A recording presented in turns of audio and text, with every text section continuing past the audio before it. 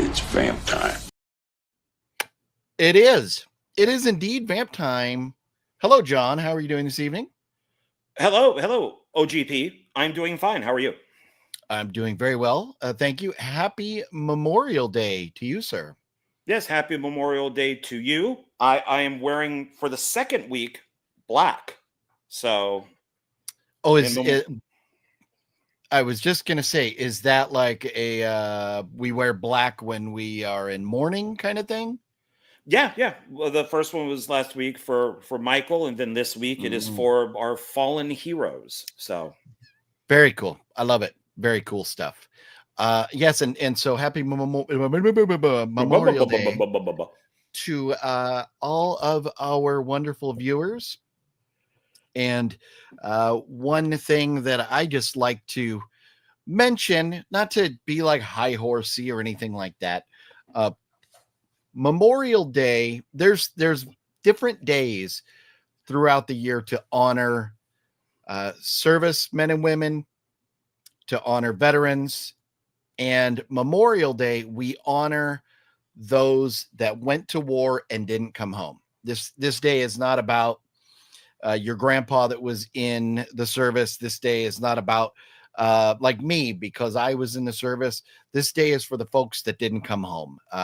There was a lot of them in the Civil War, in the Revolutionary War, in the War of 1812, and the World War I, World War II, Korea, Vietnam, all those, and many others, many wars more recently than that in the Middle East and everything. So we just want to say thank you to all of those who have given all for us to be able to sit here and talk horror movies tonight. That's right. And don't forget about World War V.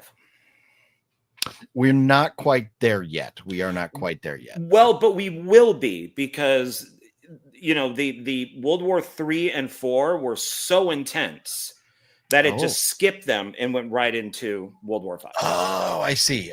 Okay. Well, there we go. Yes, and Wicked Network, and we'll get to saying hello to everybody here in just a few moments. But yes, rest in peace to Norm from Cheers. George Wendt passed away a few days ago. He went to heaven. He did. He is a legendary part of the Cheers. I mean, and that's one of the greatest sitcoms of all time, if not the greatest. You know, we could argue that till we're blue in the face. We won't. But also, if anybody watched Duck Dynasty, the patriarch Phil passed away just a day or two ago. Forgive the barking dogs out there. I've got babies and barking dogs, so you may hear background noise this evening from me. But so anyways, yes, two entertainment legends have left us. But with that being said, we've got a lot of fun stuff to talk about tonight. Is that not correct, Mr. John? Oh, we have an endless amount, all right here, all right off screen. It's all right here. Very nice. And we have, well, we're going to have another special guest a little bit later on. Robert C. is going to join us because he was at Texas Frightmare this past weekend with Fluffy Gamer and Alex Leba. And Robert is going to join us and tell us about his experience there at Texas Frightmare. But also, we have another special guest, John's favorite actor. Tommy is here with us. Look at that. Mr. Tom Cruise dropping by. Say hello. Wait, here we go. Hey, everybody. It's me, Tom Cruise. Thanks for joining the show tonight. Have you gone to see The Final Reckoning yet? I highly recommend it. It is a good movie. It may not be the last one, but it's the last one for right now. And also, please visit your local Scientology office. Well, there you go. Yes. Got to keep Scientology alive. Yes. So that was pretty scary, John. Well, I do have, I think that this is appropriate for a few things here. So I have my Top Gun Maverick mug, which works for Tom Cruise, Mission Impossible, and Memorial Day, because this is very much so. Military, yes. Well, since you're already scaring the hell out of everybody, let's start the show.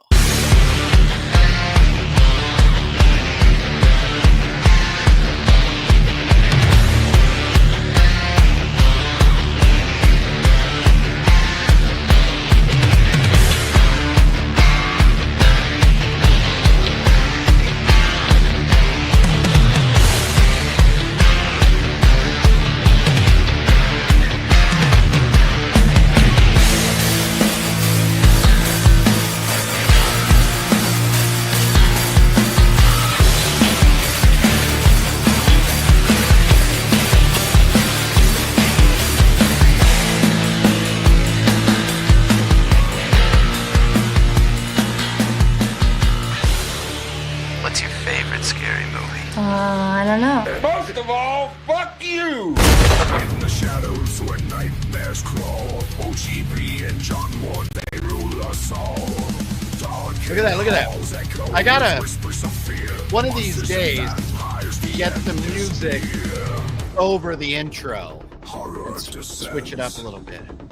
I don't know if the Sideways Gangster hat is appropriate for heavy metal, but whatever works for you, sir. Wait. There it is. There it is. It is Horror Movie Monday. Thank you to that AI individual who made a cool song for us. Appreciate the love there. Yes. But happy Horror Movie Monday to you, John. And I have not been watching a lot of movies lately. I've been hooked on a show. I'm re-binging a show that we'll talk about a little bit later. This is I've got Clarice. You've been watching Clarice? Yeah, no. That show, I don't even know if the whole first season ever got released because they canceled it at some point. No, I hopefully they backgirled it. Yeah, right. But Hannibal, I've been rewatching this, and I have some very interesting thoughts and takes on this, which we'll talk about a little bit later. But first and foremost, I think we have a Karate Kid movie coming up this week, and I think I forgot to put a little picture up to show the Karate Kid. No, I don't have a Karate Kid. We'll just look at Tommy for a little bit more. So also right here at the beginning of the show, to top it off, I should say this right away. You see in the scroll down below, today, May 26th, is the last day to buy your Creep I.E Creep I.E Aftermath convention tickets with 0 fees. There is a sale going on this weekend. So the link is conveniently located down below. You can go click on that. They already have some really cool guests. The girl that plays Megan from the Megan movies is going to be there. And I forget his name. The big guy from Abigail is going to be there. And he's been in a lot of other stuff, Planet of the Apes and different things. So, other people that they've already started announcing guests, and they're off to a great start. So today is the last day to get your tickets without fees. So I just wanted to mention that right off the bat here. Now, Karate Kid, whatever it is, do you care, John? Karate Kid Legends, to a degree, I do. I'm a massive Karate Kid fan, the original movies. Okay. I got to see Ralph Macchio live on stage. He was in How to Succeed in Business Without Really Trying. So I got to see him sing live on stage because I'm a fan.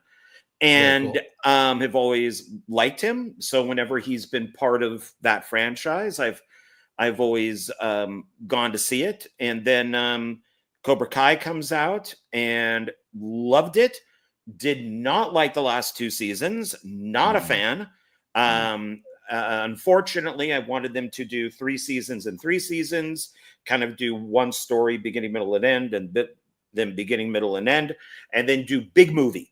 And unfortunately, I got my wish with the first 3. I got my wish with the first episode, or the 5th season. No, 1, 2, 3. With the 4th season, did not get it with season 5 and 6. And then, of course, we have the Jackie Chan, Jaden Smith Karate Kid, which the showrunner said was not canon. They said that is not part of the Minagi universe, and now it is. So, it's a long story getting to yes and no. Will I see it in the theater? I don't know. Okay.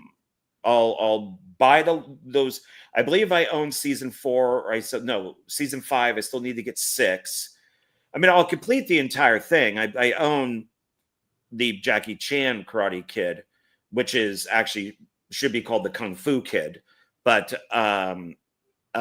which is kind of racist when you look at the whole thing. Well, well, I mean, Jackie Chan didn't care, so he, so I guess that's the only thing that counts. But it's a yes and no, man. I said, long story long. Yes and no. I'm Okay. hoping because I'm really hoping there is a Jaden Smith cameo. I'm really hoping Jonathan Moody, who was a big fan, just like I am. We've done a whole bunch of videos on the Karate Kid series. He says, "God, I hope Jaden Smith's not in." I'm like, I'm hoping he is in it. If you're going to bring Jackie Chan in it, I want Jaden Smith in it too. Just a little cameo, but it needs to be there. And I'm still upset that the next Karate Kid was what's her face from $1 Million Baby was never in the series. So I have no idea who you're talking about, and I could not care less about this movie coming out. I'm not a Karate Kid fan. I don't know if I'll go see it, and the only reason I can say that I don't know if I'll go see it is because I have a movie pass where I can go see it, and it won't cost me anything. However, there's nothing else coming out like big this week in the world of horror, so that is it. If I want to go to the movies, that's probably going to be it, unless I watch or something for a second time or see something else that I haven't seen yet. Maybe I'll go see Sinners finally. I'm not sure.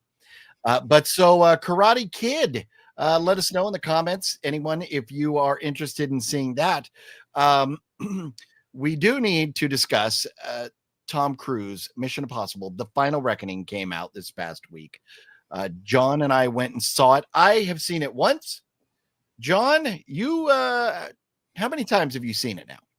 I've seen it twice. I saw it on Thursday in like a regular theater, quarter of the way full. And then I went to go see it opening day at around 11 o'clock in IMAX. And that theater was pretty packed.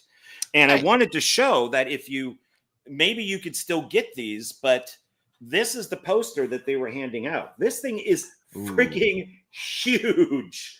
That's I've nice. never seen them give away a poster this big. And the idea is IMAX. That's why it's so big.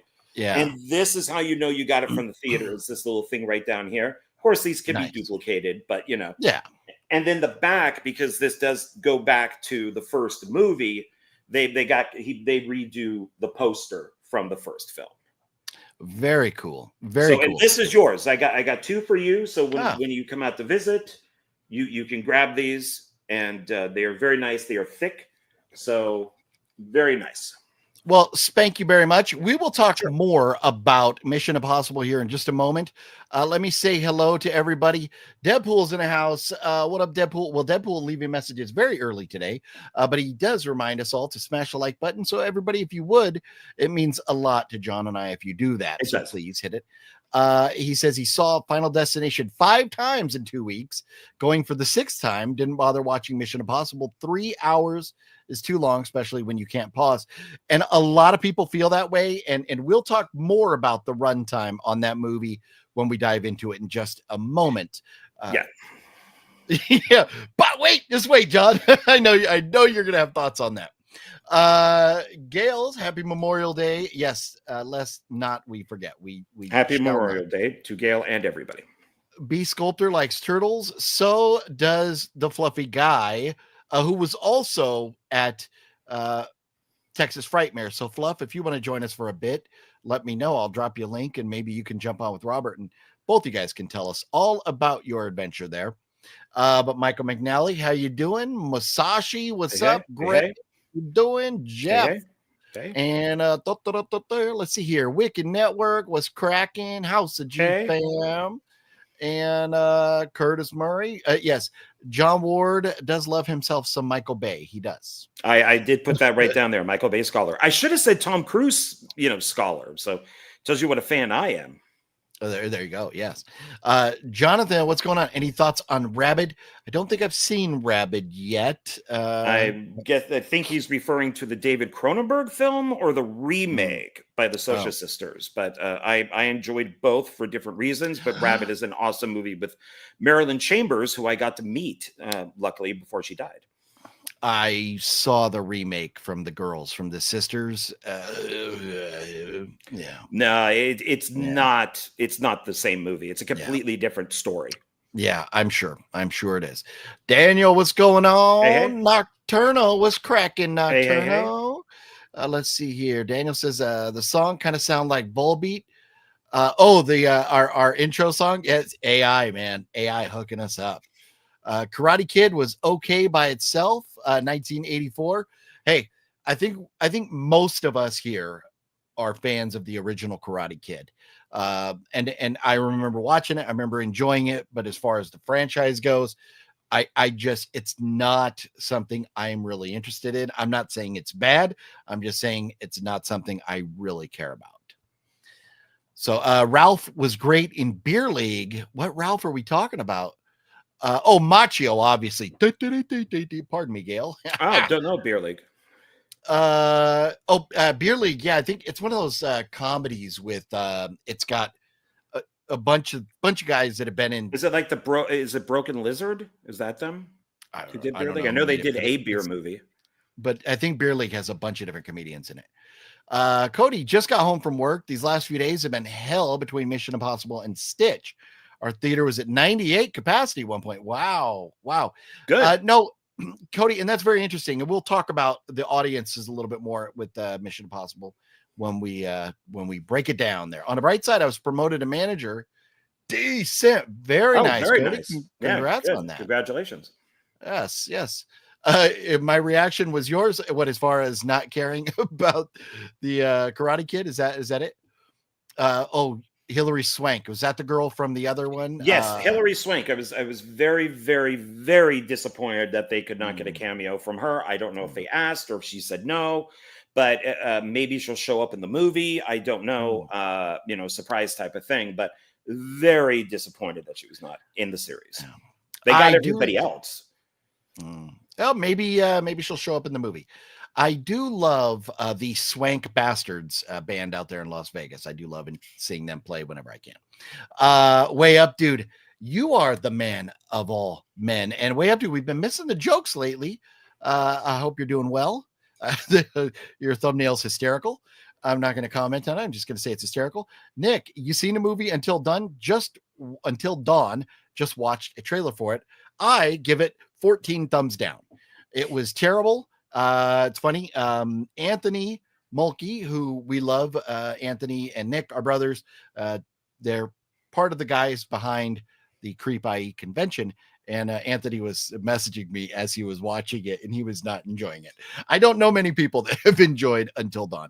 Have you bothered with it yet, John? No, I don't know if I will after all these reviews. I like the idea, but probably not. Look at this. The legend, Rachel Scott, is in the house. Hey. Any relation to Michael Scott, Rachel? I'm kidding. I kid. But we love Michael Scott. But we love Rachel. And hopefully Rachel also had a great time at Texas Frightmare this weekend with Robert, who will be joining us very shortly to recap that. Jonathan, are you planning on seeing Megan 2.0? I probably will, but I just don't care. John? Oh, I will. Big James Wan fan. Love the first one. The second one looks absolutely insane. I don't know why they took it in this direction, but hey, they're not repeating the first movie. So correct. And for the first movie, I was like, I'm not going to like this. And then I liked it. So the trailer for the new one, I'm like, what the fuck is it's going all science on? fiction. It's not a horror movie. It's a science fiction movie. It is so goofy. Yeah. So I'm sure I'll watch it so I can give everybody my thoughts on it. But as long as it's not a musical. Yeah. Don't need another Joker too. We will see. We will see. Yes. Masochism World. Rabbit is great. Some of the names. I love the creativity with the names. Rabbit is great. Yeah, I can't remember. Rats, Rapid, Rambo, Raising, Raiders, Rachel's Attic. Not Rachel Scott's attic, but just Rachel's attic. I don't own Rabbit. Maybe I got to add it to my list. Maybe I got to pick up a copy. Hey, it's Cronenberg. Is AI the future of horror? It's definitely going to be a part of the future of horror, I think. Let's see. 3 more weeks till the wet one heads to Alabama. That's going to be interesting. We're looking forward to seeing that. 10 out of 10 for Salma's Gerber servers, though. I don't know what that is. So you're not talking like Selma Hayek, are you? Or what is that? I don't know what that is. Forgive me. Oh, maybe I needed to read this first. imagining if Raimi or Hooper had AI. I think the movies would have been worse, but for upcoming filmmakers, there is some potential there. I think AI is definitely going to make more movies happen that would have never happened before. It's going to help people write scripts. It's going to help get effects done. It's going to help a lot of things. So maybe movies that would have never gotten done in the past will get done, but that doesn't necessarily mean they're going to be good. So what are your thoughts, John? Is AI going to help make movies? I do use AI to create posters. I use it to if I'm stuck on something, I'll throw something in just as a kind of like a jumping off point.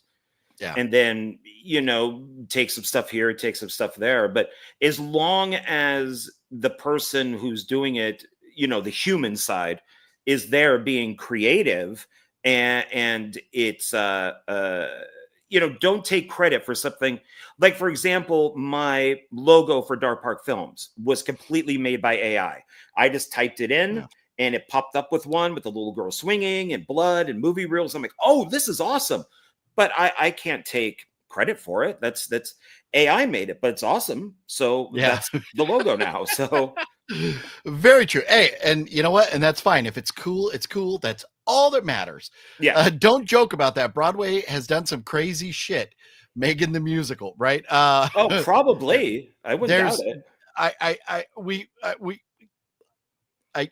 I really don't even want to mention this, but I will, and I'm probably going to regret it. But there is a Saw musical. John, are you familiar with the Saw musical? I know of it, but that's about it. And I at first was like, oh shit, I need to see that. And then I heard what it's about, and I was like, hell no. So I'm good. I am good with that. Well, I would see Megan the Musical. Okay, long time ago, I saw AC/DC in concert. I saw them for the Who Made Who tour. Maximum Overdrive came out.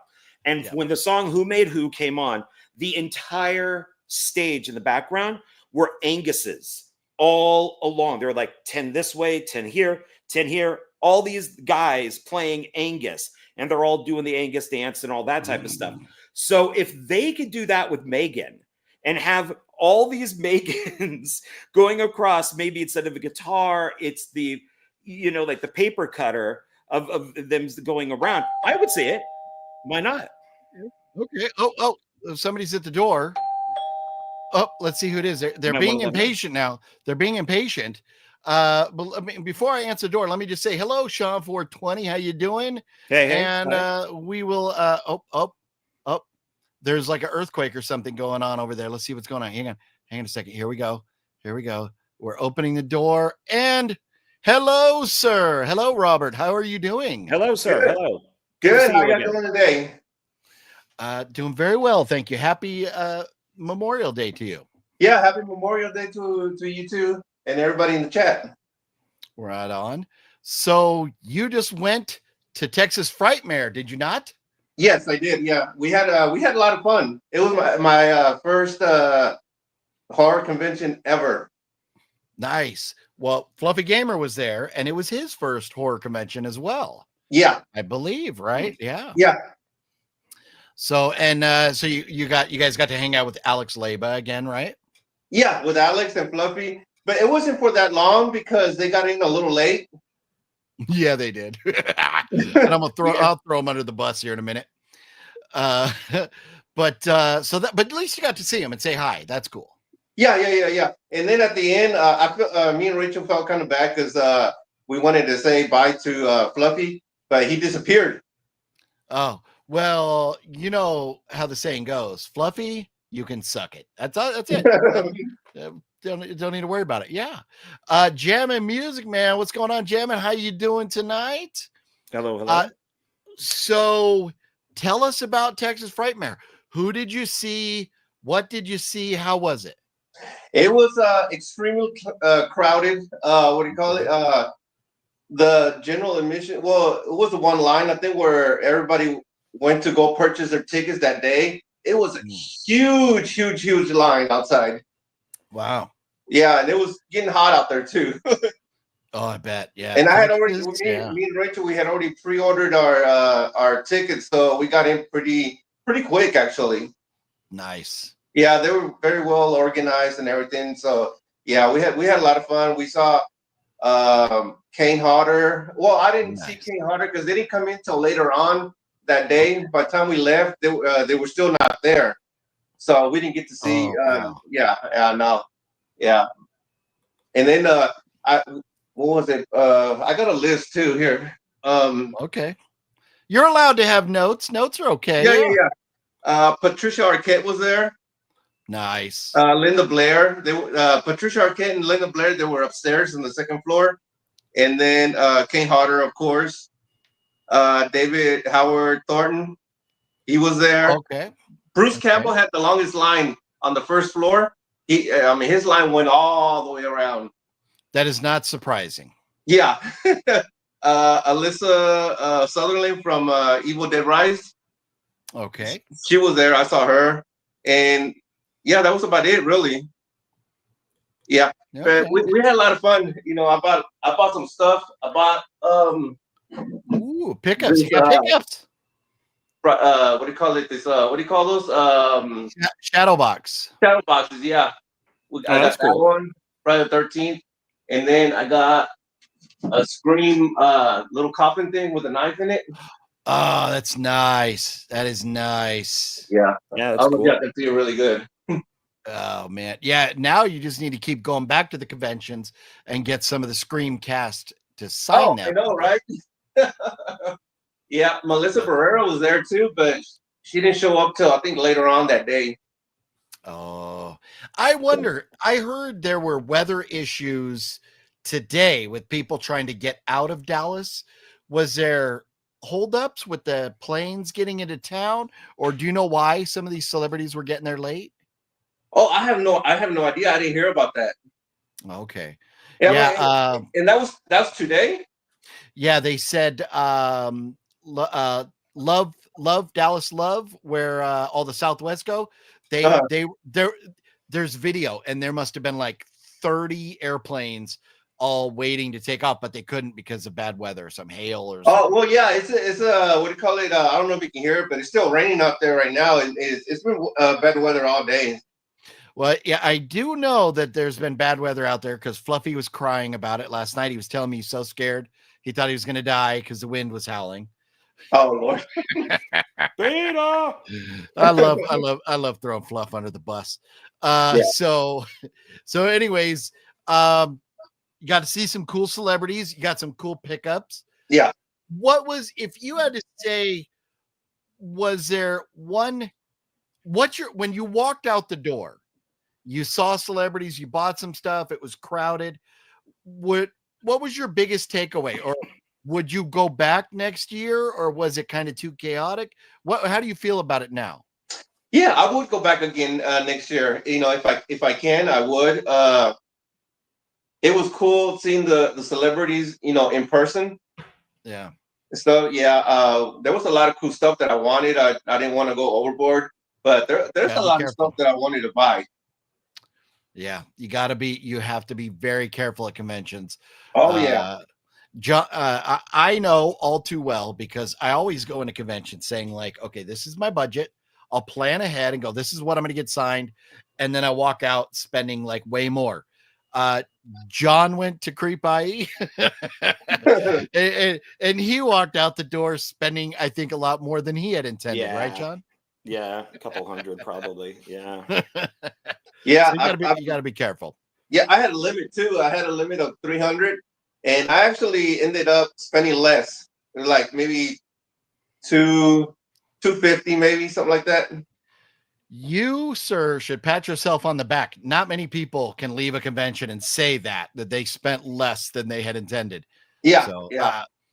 And so no autographs. You just kind of looked at the celebrities and stuff, but didn't buy any autographs?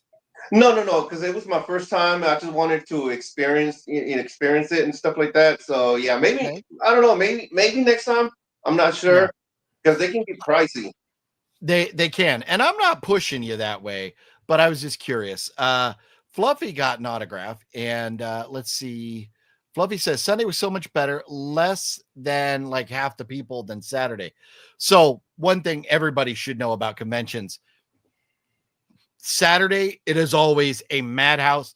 Sunday, there's always fewer people, but a lot of times you get guests that only show up on Saturday. So you want to try and get there Saturday, but Sunday can be a lot more calm. And what Movie One and I will do, we go in, get all of our autographs that we want to get, and then go walk around, visit with friends, that type of stuff.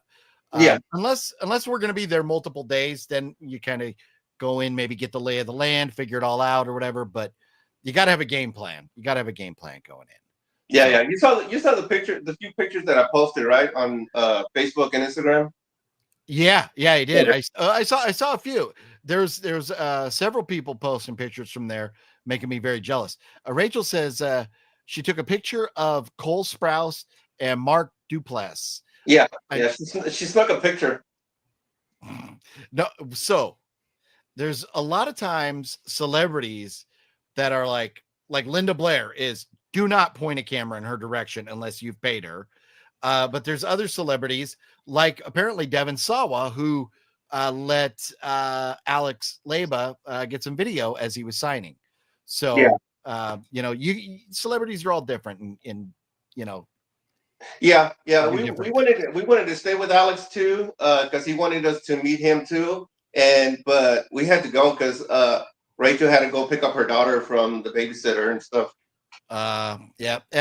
Life goes on, whether you're at a convention or not. It sure does. Yeah. So, well, that's cool. And did you meet anybody else as far as friends or people or other YouTubers or anything? No, just Alex and Fluffy.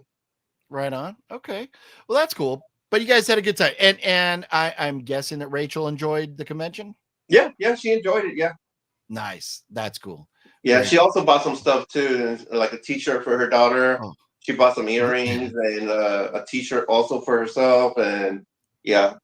That's awesome. She said she got her daughter a shirt that says "Large Marge." Sent me. That's awesome. Yeah, I love it. I love it. I need to get me one of those and go, because Pee-wee's Dinosaurs are like 10 minutes from my house. I need to get one of those and go over there. That would be great. Yeah, but other than that, we loved it. There was a long line to get into the convention, in the parking lot and stuff like that, but it didn't take that long at all. It was pretty smooth. Nice. Very cool. So we've got a million things to talk about tonight. I have another question for you. Have you seen Mission Impossible yet? Not yet. I love Mission Impossible, but I want to go see it either this week or maybe next week. Okay. Yeah. Oh, also, I'm sorry. Friday night we went out for my birthday, and we went to go see Final Destination. Oh, nice. Thoughts on that? It was good. It was good. I didn't hate it. Some of the kills were pretty good and stuff. So yeah, I liked it. Yeah. Very cool. Very cool. Well, we're going to dive into Mission Impossible. We're not going to do spoilers. And then we're going to dive into the Bourne movies. Have you ever seen if I remember right, you haven't seen the Bourne movies, have you? I've seen the first one. Now,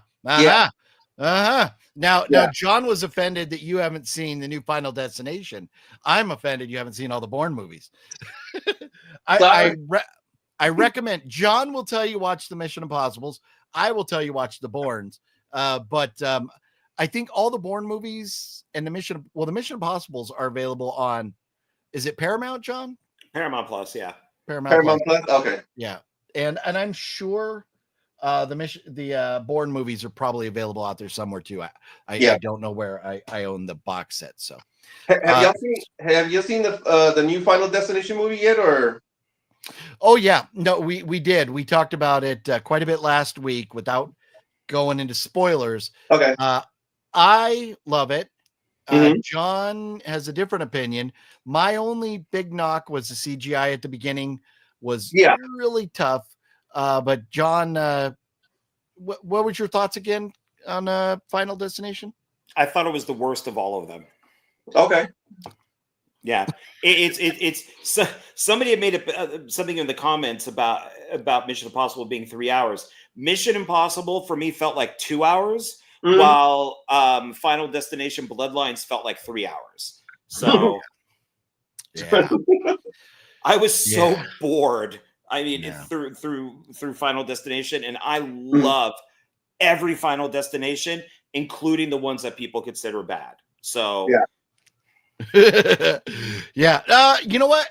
I would have a hard time ranking them all, even though I've now seen all the Final Destinations. I don't. For me, this is definitely better than Part 5. I hated Part 5. See, I'm a fan of Part 5. agree. I like Part 5. Yeah, most people do, especially because of the twist at the end. Yeah, So- and it also has. It's funny as I criticized the beginning of Bloodlines because that friggin' beginning was 20 minutes long, but yet in Part 5, I believe that's with the movie theater, and that was like 20 minutes long. But it was in the middle of the movie. It wasn't at the beginning where I'm like, come on, can we get to everybody dying? Come on. So yeah. Well, so now I had made it, and I goofed because I didn't think about where this would position us. But I put up a little logo for the Texas Frightmare weekend, and I meant to show it. But then once you popped on, Robert, I realized that if I showed it, it would be right over Robert's face. So Texas Frightmare weekend since 2006. Yeah. Man, I'm glad you guys had a great time. And so I'll tell you guys, I'll throw Fluffy and Alex under the bus here a little bit. I don't know if this was supposed to be secret or not, but if it was, tough toodles, fellas. So Fluffy got into town, got a hotel room, and then he had Alex come stay with him because the hotel he got was right by the convention center. So, but after he picked up Alex, they realized that Alex forgot all his posters, everything he needed to get signed. He was telling me that. House. So then in the morning, they had to drive all the way back to his aunt and uncle's house, and then all the way back to the convention, and so they got there late. So that's why. So fortunately, they were still able to get all the autographs they wanted, and it all worked out. But they got to the convention late. So and Fluffy was saying that his calves are hurting him from standing up that long. But I'm glad Fluffy went. Me and Cinestalker and Wet Movie been trying to get Fluff to go to a convention for a long time. I'm glad he finally broke down and went to one, and hopefully he goes to more. So and I saw Fluffy again, like I said, at the convention. Man, he lost so much weight, man. Yeah. He lost so much weight. So proud of him. Yeah, no, I am too. He's down below 300 pounds. Yeah. That's pretty huge. That is pretty huge compared to he looks great, man. Yeah. Masochism. I do believe Fluff, how long sober are you now, sir? Fluffy says Bloodlines was great and went fast for me. Devin Saw was excited for the future of the franchise. Oh, there you go. Maybe we'll get a in-betweekquel with Final Destination where they'll bring Devin Sawa back. Mm-hmm. If I remember right, that's the paycheck, right? But Devin Sawa, things didn't work out so great for him in Part 5, did they? Or was it? Or did he? No. No. Well, no. Part 5, the main character of Part 5 dies, but he gets off the plane because we. Oh, that's right. He gets off the plane. So that's the big twist is they keep mentioning throughout the entire thing Paris. Yeah. And then the guy looks over when there's the argument going on, and we see that it's his character. And it's funny with him is that Jonathan and I interviewed the creator of Final Destination, and I asked him. I said, "Well, what happened to Devon Sawa? He wasn't in the second film," and he was kind of silent. And I said, "I'm going to throw a theory out at you. He wanted too much money, and the writers decided to kill him off in the stupidest and lamest way possible, which is a brick." And he's like, yeah. Yeah, that's right. So that's what happens when you decide to. But then Devin Sawa went on to do Chucky, and he's in all 3 seasons of Chucky, sometimes playing 2 characters, and he always plays a different character in every season. So he's doing just fine with, so, but it would be nice to maybe see him pop back up. Why not? And don't forget, he also played Casper. That's right. Oh, did he really? Yeah. No, I was talking to my wife about Devin Sawa, and she's like, "Oh, Casper." Oh, was like, I didn't know that. I was like, "Oh, he was in Casper," and she's like, "No, he was Casper." I was like, "Oh." Oh, wow. I've never seen it. Never seen it. Gail, hey, OGP and John, I have to go. The meds have caused me to wake up every night around 3. Yes, Gail was mentioning that. So, Gail, sorry, the meds are kicking your butt, but get some rest, sir, and we will talk soon. Good night, Gail. Have a good night, Gail. Good night. So, anyways, Robert, we're going to dive into some other subjects. So, we can keep you around if you want, but you haven't seen Mission Impossible yet. You haven't seen the Bourne movies, and we're going to be diving into those for a while. Do you want to stick around, or you want to head out? I mean, you can let me go if you want. I mean, because like I say, I haven't seen those movies, so yeah. And that's only, I'm not pushing you out, but we're going to be talking about a lot of stuff that, I don't want you to have to just kind of sit there for the next hour going. Yeah. So, but anyways, we will again, maybe next week or the week after, sometime soon, get you back on for just like a random, when we, like maybe the second half of the show or something, and we just talk about whatever or something. Sure. Yeah. That'd be great. Cool. But thank you for dropping in and letting us know about Texas Frightmare. Oh, no problem. Hey, happy Memorial Day to everybody, and you too. And I'll see y'all next time. All right. Okay. Thanks, Robert. Take it easy, bro. We'll see you soon, man. All right. Very cool of Robert. And thank you. Love that guy, man. Robert has been nice seeing him again. He is such an amazing friend, a great guy, and hopefully get back. It's been a year now. It has been a year since I was out there in Texas and hung out with Robert and Alex because it was the weekend of Texas Frightmare last year. So, but John, we really got to dive in before Tommy gets too mad at us and starts yelling. We got it. That was you like my Tom Cruise impression there? Wow. He sounds like Pee Wee Herman. But let's unveil our new intro to our movie review segment. Shall we? Sure.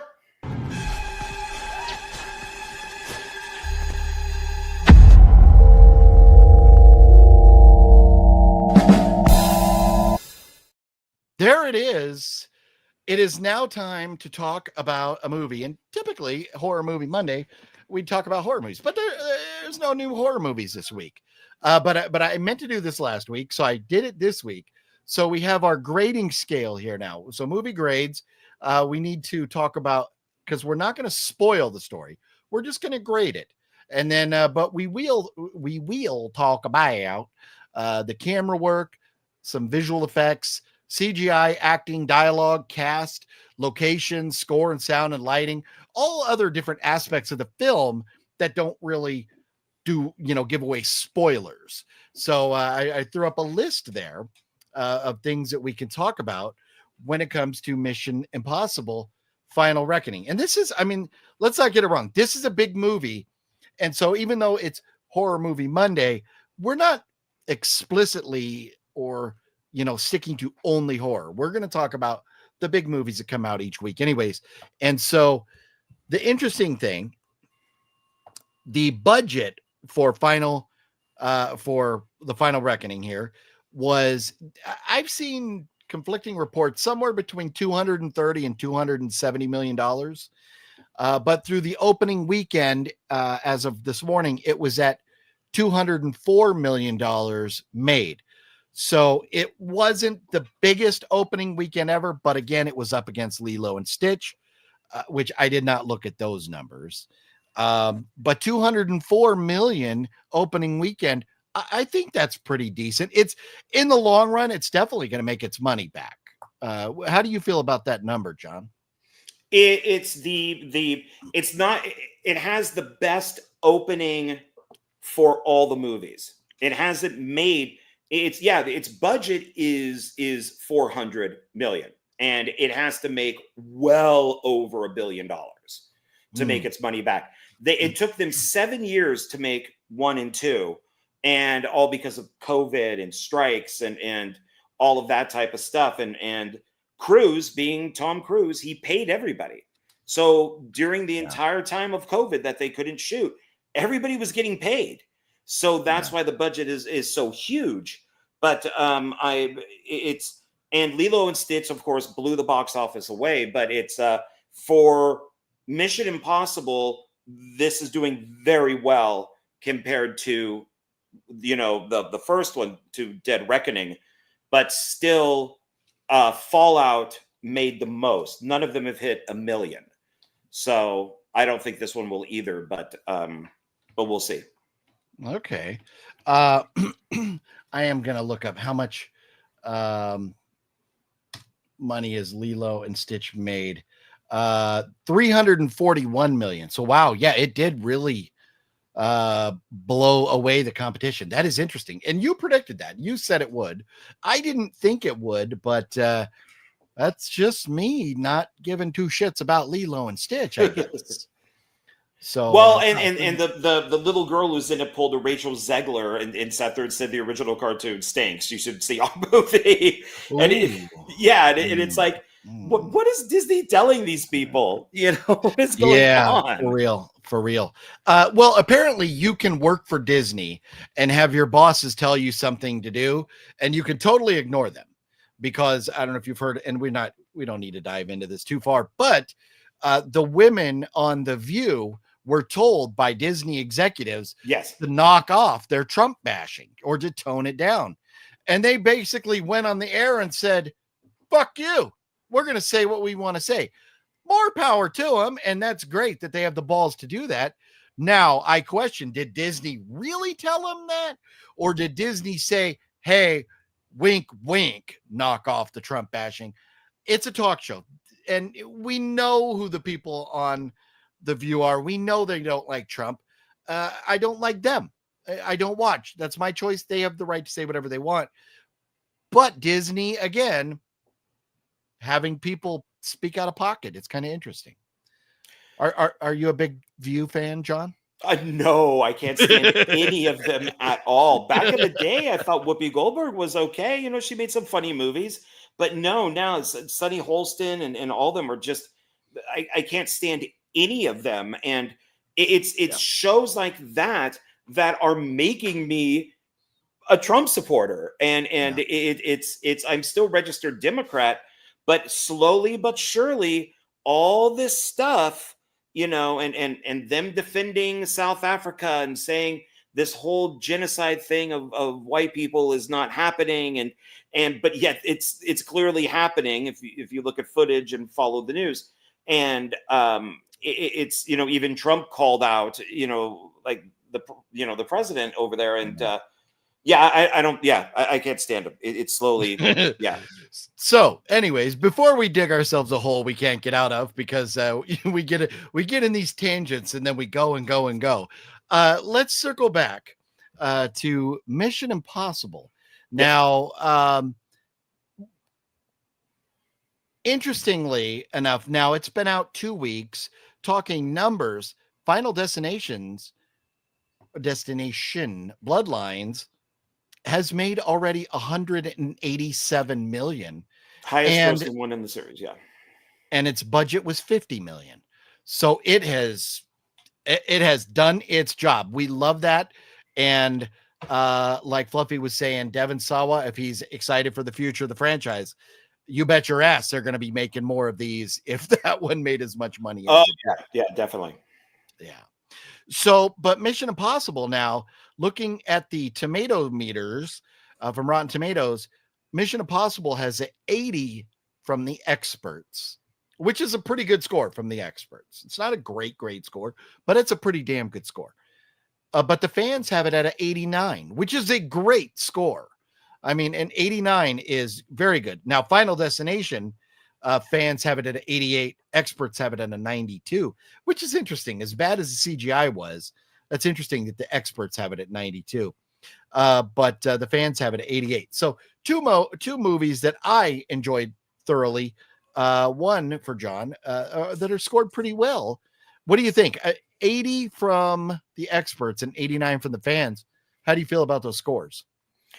I don't have a problem with them because, like I've said before, even if I don't like something that's horror or science fiction or whatever, I want it to make money. So then they make more. So, you know, not every one of these is going to be golden. I mean, I liked Final Destination 5. I have no problem with it at all. But a lot of people don't like it. So you're not, you know, we all have our favorite Friday the 13th. You know, some are hits, some are misses. Nightmare on Elm Street. So not everything is going to be perfect. But it's for me, as long as they make money, they shouldn't be spending a lot of money on these movies. You know, because then that could be a mistake. But yeah, I mean, if it's making money, I'm for more. You know, that's fine by me. Yeah, agreed. So so are you game? Are you up for running down through our categories here and trying to give a score? So so starting with the story, we won't really dive in too much to the story, except for I do feel like if you've seen Mission Impossible 1 through 7, you know there's a formula. And you know, we kind of feel like, you know, we know who's going to live, maybe who may not, you know, but I mean, you have your core group of people. So you can kind of guess what the outcome may be. And I think, and John and I were talking, and John, however you phrased it, but said it best when you said that it's not about the end, it's about how we get there, right? Yeah, because it's this is, and just to let people know, once we get more numbers and everything, probably within sometime this week, I'll be doing my own Mission Impossible video, like non-spoiler type of thing. But because I also did one for Dead Reckoning. But it's these are done in sections. And so if we're talking story, 1 through 3 is its own trilogy. Yeah. And then 4, 5, and 6 that's their own trilogy. And then 7 and 8 are their own 2 films. So it's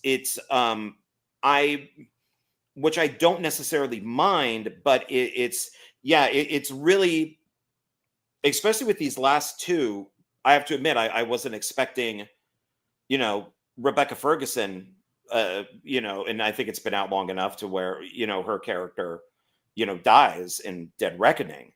And I could swear that this was a fake out, that they were going to do a flashback in this new film, and you would see Ethan or something pull off the mask and it would be somebody else. Because yeah, that was one. Well, you know, maybe it's a spoiler, maybe not. And everybody, I'm going to get to some of the comments here in just a moment, try and get caught up with you guys. But maybe a spoiler, maybe not. There was no mask removals in this movie. I didn't even think about that. Not one mask. No. That's kind of interesting. No. And it's one of the first films where really Ethan is, the new one, is really separate from everybody. He goes off and does his own thing while everybody else goes off and does their own thing. And so I mean, I guess there is a formula, but the formula doesn't always apply to that movie, because we didn't have a mask being pulled off of anyone. And I still don't. I did see an interview with Rebecca Ferguson, who I absolutely love, and somebody asked her why didn't you come back for the new one, and she said there was nothing for me to do. And I think she was filming Doom 2 at the time, but it's kind of true. I mean, her story kind of ended, so in a way, but it would have been nice to see her, because she is done she is the female Ethan, but she's not a Mary Sue. She's not like a DEI replacement for Ethan, because these are written so well. They have a relationship, and she's better at some things and she's not better than some things. Ethan's better than something, you know. She was just an excellent character and so well written and gorgeous and everything, that I was really disappointed that she died with such a weak villain. I mean, she Yeah. dies with a knife instead of having some grand. And they do show you in the last film, like these flashback, scenes of her trying to find the cruciform key, and she's kicking ass. So this villain is that good? I don't. Yeah, I have my problems. Well, I do want to say hello, Larry. Hello, Curtis. Antonis, what's cracking? Jamie, what's up? Larry, the Batman fan, coming through with the $5 super chat. Larry, you rock, good sir. How you doing tonight? Let's see here. Larry says, I have not seen any movies this year. Oh, bummer. Larry, I think you would really enjoy Final Destination. I think you would. The new, or I'm sorry, not Mission Impossible. I don't think you would enjoy Final Destination, but Mission Impossible, Larry, I think you would love that movie. I think you would really enjoy it. Hopefully get to see it before too long. So how y'all doing? And Antonis, good to see you, everybody.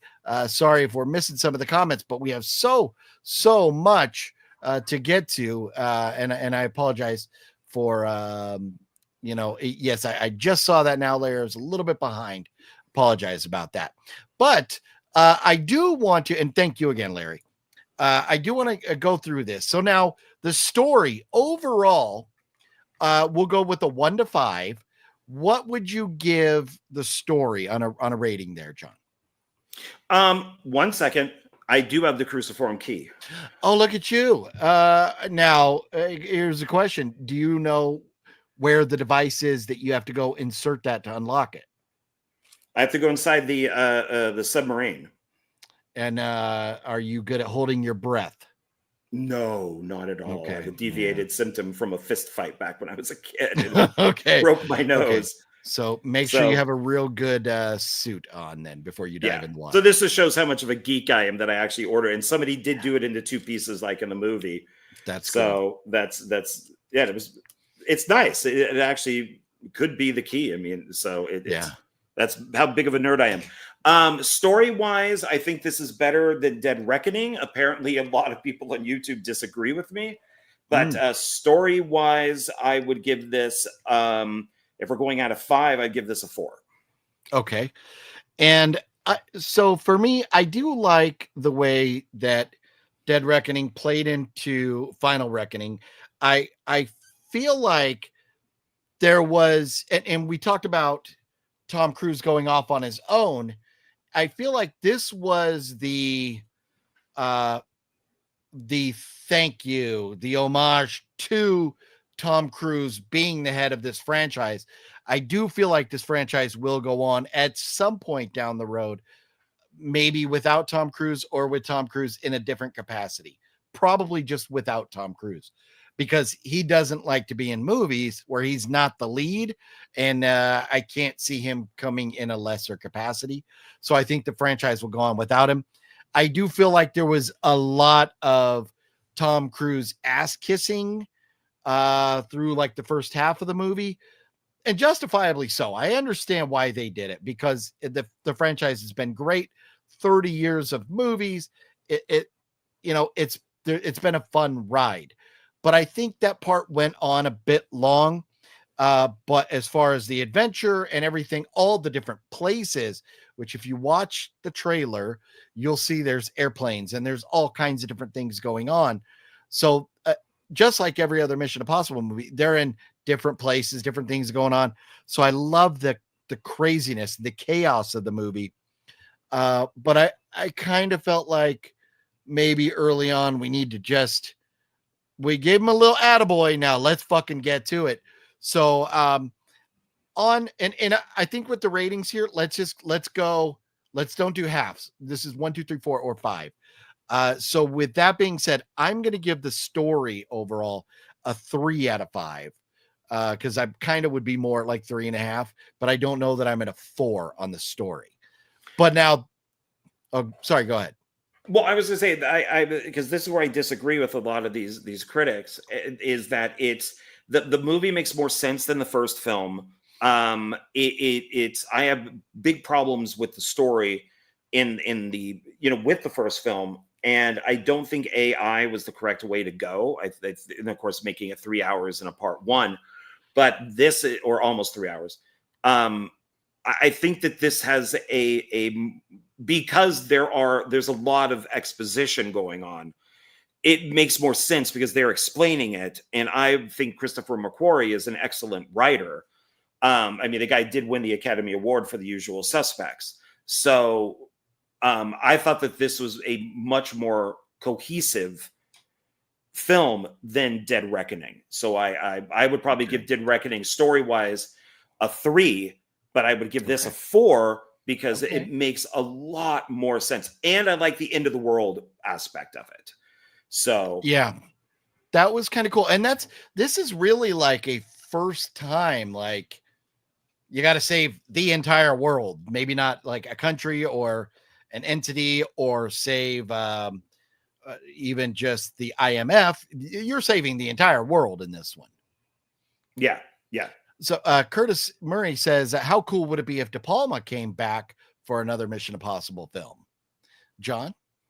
I mean, the first Mission Impossible movie is very different than the other ones. It's more of a thriller and not an action movie.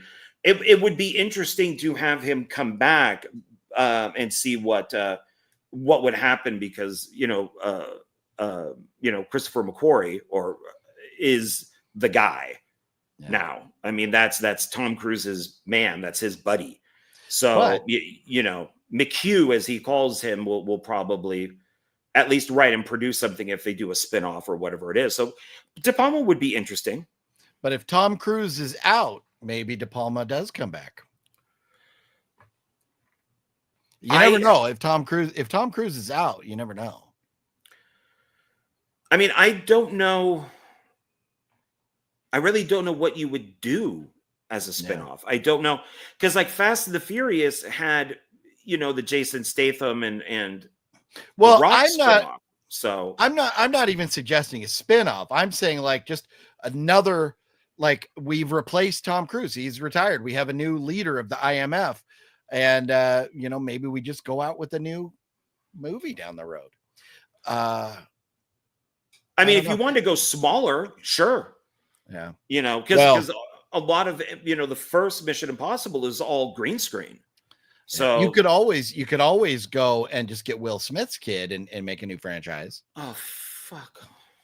Larry wants to know if we like Taco Bell. If I like Taco Bell. I do like Taco Bell. John, I think between the battle of Taco Bell and Del Taco, I think John leans more toward Del Taco. Do you not? Oh, yeah. Yeah, definitely Del Taco. I could do Taco Bell, but I prefer Del Taco. They got the burger, the great burger. Yeah, that is very true. Cheeseburger. That is the one thing Taco Bell has never had, is that burger. Yep.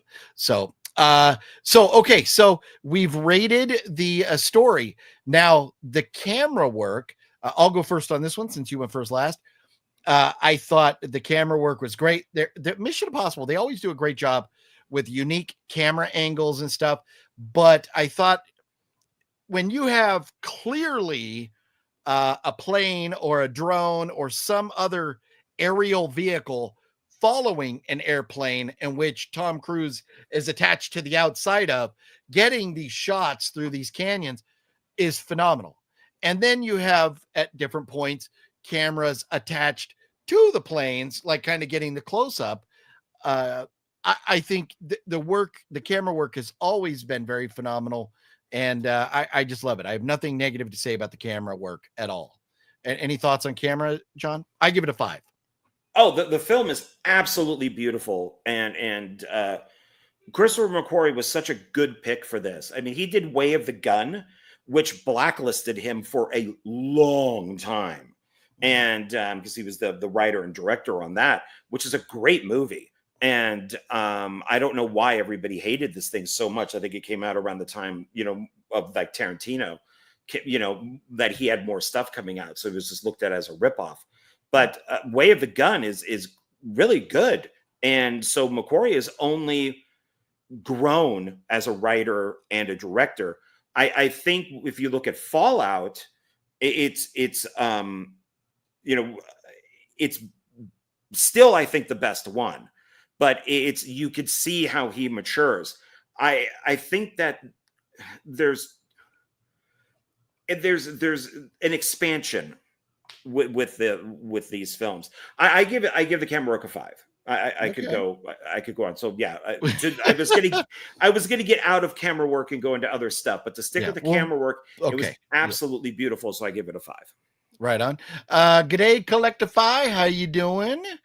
And Larry, never been a Del Taco. Well, they don't have them back there in New York, Larry. So you've had Moe's. I don't think John or I have ever had a Moe's. Have you ever had Moe's? Yeah, no, I don't know Moe's. So, and Mission Impossible did start out as a TV show, did it not? And then, then we got a couple movies way back in the day, but then Tom Cruise and folks took over in the 90s. Yeah, there was the original series that went on for a few years, and then in the 90s they tried to reboot it with some of the actors from the original show. It lasted 2 seasons, kind of died out, and then Cruise and Paula Wagner were trying to find a series that Cruise could do with their new company, and it was Mission Impossible. So okay, so visual effects. Now visual effects, because this grading system is designed for all movies. Some of these things are going to apply more to like horror movies or whatever, but visual effects, this would be things like if somebody got shot and their head exploded, or things like that, practical, digital, whatever effects. And the difference in the grading system, why I separate CGI, is because CGI would be stuff in front of a green screen, where effects would be more a head exploding or somebody being shot and blood splurting out. So visual effects, there wasn't, I don't think, too much in the way of visual effects. There is one very specific scene that takes place on the airplanes where when somebody, I don't want to give spoilers, but there's a shot where somebody falls out of an airplane and they kind of hit the back of the airplane. And that's kind of, as far as visual effects, that's really all I can think of for this movie. I'm sure there's others, but I thought that was done very well. So I don't think there's any negatives with visual effects. What are your thoughts on the visual, like practical digital effects for the film, John? I was looking for those things, like especially with the biplane scene. Like how much we all know Tom Cruise was there, but was our bad guy really there? And so I was looking, and I don't think I really could see the difference between him and a stuntman. So I don't know. So visual effects, I would also give a 5. Okay. Yeah. And that's, if you can find nothing wrong with it, then it's a 5. So, and CGI. So now, and I think CGI, the big one is, and this is one that I was consciously looking for, and that is, when was it in front of a green screen? When was it out, in the real world? And I know, and you can elaborate a lot more on this than I would know, but looking at it, I could not tell, like Final Destination. We knew, sir, there was some green screen shit there. Oh yeah. This one, I could not tell you one scene to another if something was green screen. Now, I've heard interviews with Tom Cruise talking about set construction and different things. So I know most of this was actual shot on set, but I don't know. But I could not tell anything. I'm going to give CGI a 5. What are your thoughts? And tell us more, because I know you know more about how much they use green screen and stuff. Well, I give it a 5 also, because to reference other films like Rogue Nation, when Cruise goes down through that, there's like a big pit, like with water going down it, and he has to get out the chip and put in the other chips so Benji doesn't get caught and killed, because he's he's trying to get somewhere, and Cruise has to change it so the security allows him in. And looking at the behind the scenes, Cruise is underwater, but and he can hold his breath for 4 minutes, but all the computer screens were all green. So a lot of that, so he is underwater, but a lot of that stuff is green. And so in this, you could probably look at it and see that probably a lot of this stuff, computer wise, you know, if they're looking at a computer screen, it's probably green screen. Of course, Cruise he is attached to things. He isn't just like with Rogue Nation where he's hanging off the side of the plane. He's not just hanging off the side of the plane. He's actually attached, but it is him flying, you know, a couple miles up in the air, but he's attached to it. So on the biplane, he's on like bungee cords, and they just CGI out those bungee cords. So if you can make me believe that Cruise is up there or the character is there without any sort of support, 5. Once again, 5. Yeah. Okay. Because even like, and I'll make this quick, Joe Lujan. If you see the Immortal Wars films, this guy can take a cardboard box and make it look like the hugest, you know, HAL or something from 2001. I mean, he could do amazing jobs. So if Joe, you know, can do it, you know, on his own with his computer, imagine what Paramount can do with, you know, its CGI, with computers and all this type of stuff, you know, the submarine, and it's so, yeah, I mean, it's amazing of what people can do these days. Yeah. Jeff says the original Mission Impossible TV series with Peter Graves was very good. Yes. And that's what I think.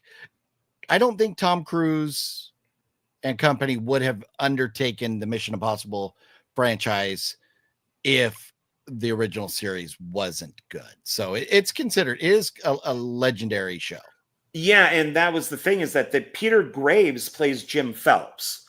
And so they wanted Peter Graves to come back for the John Voight role, who plays Jim Phelps.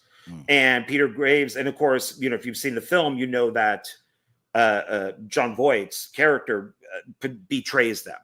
And so Peter Graves said there was no way Jim Phelps would never betray the IMF. So he refused to be in it. But he was in like the 90s version.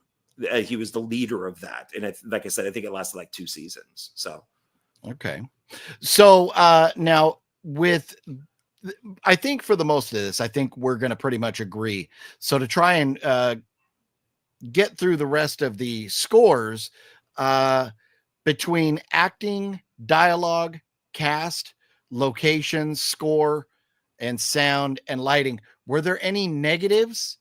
And was there any really standout things about that stuff that you want to mention? Because I'm pretty much, I think I'm at a 5 for all that stuff.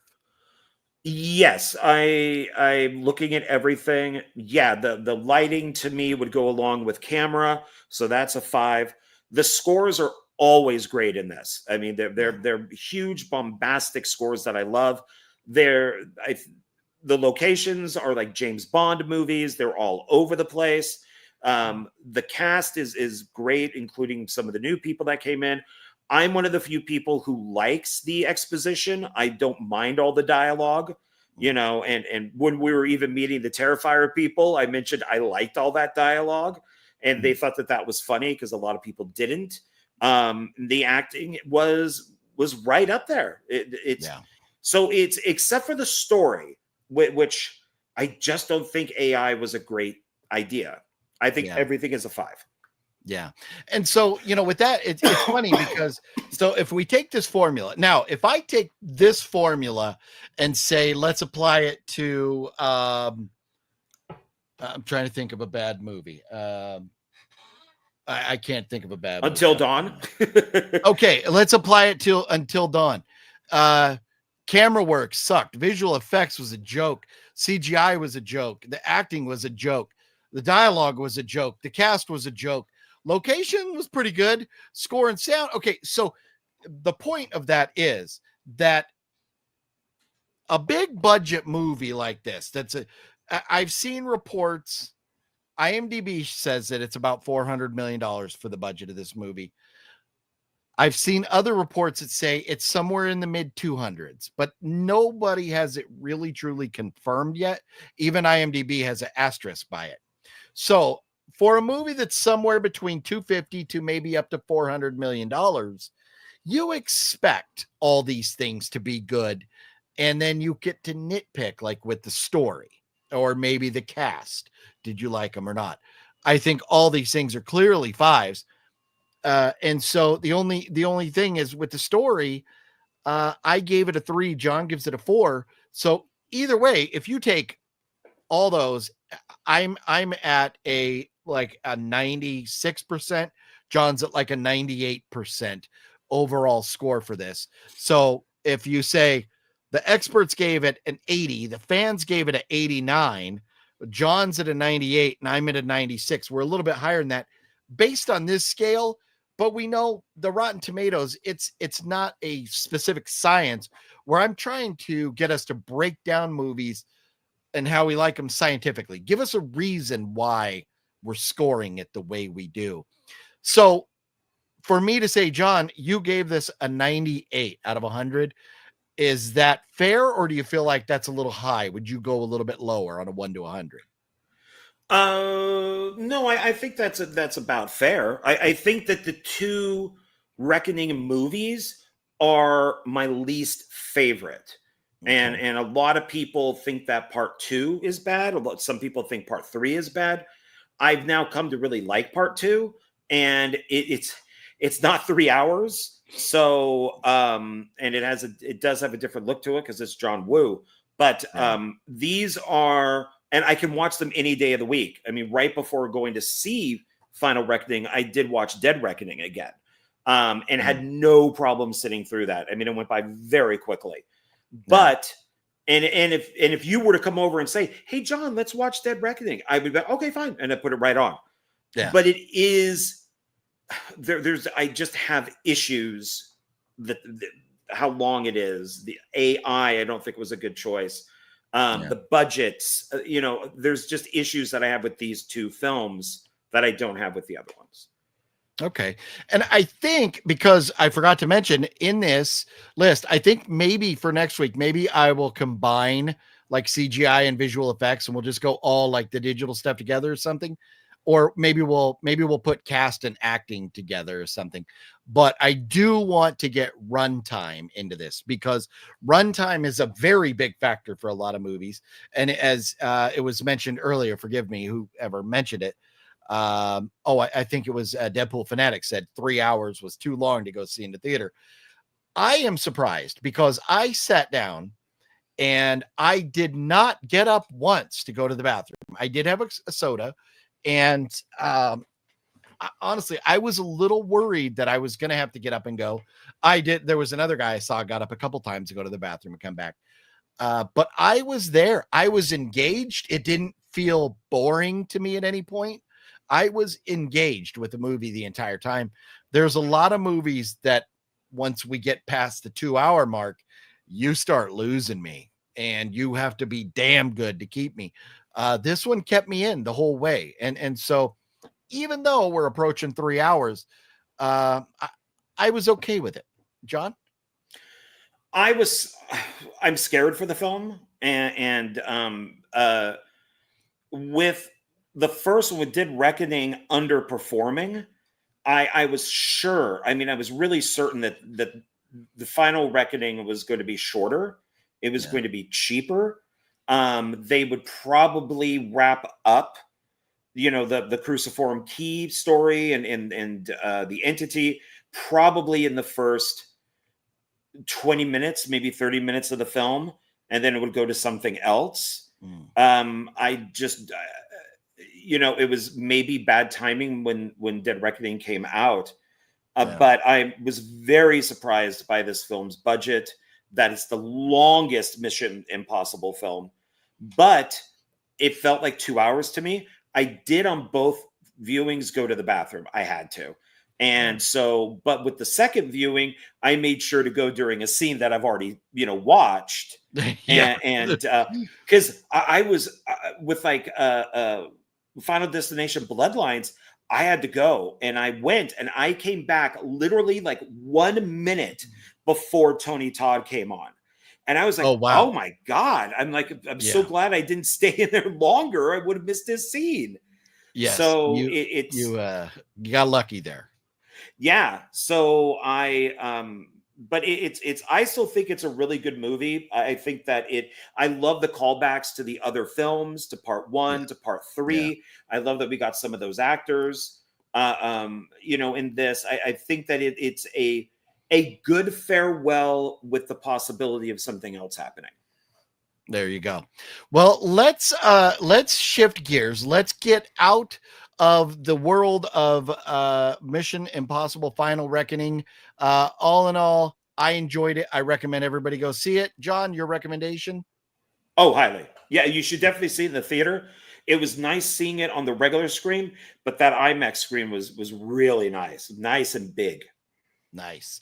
Well, thank you everybody for listening to us ramble about Mission Impossible. We're going to talk about something else here in just a moment.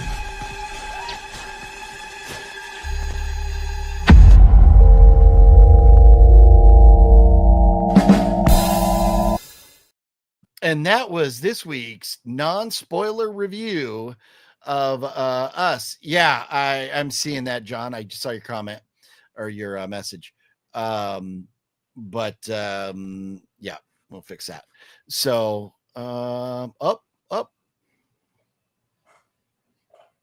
There we go. Oh, there we go. Let's see. So I did want to get to a couple. I saw Curtis was saying, don't mean to change the subject, but your thoughts on David Fincher directing the Once Upon a Time in Hollywood sequel. Well, we know Quentin Tarantino is not going to do it. And frankly, I don't know off the top of my head enough about David Fincher to say yes or no, like it or not. Your thoughts, John? He is a very interesting choice because he's not Tarantino.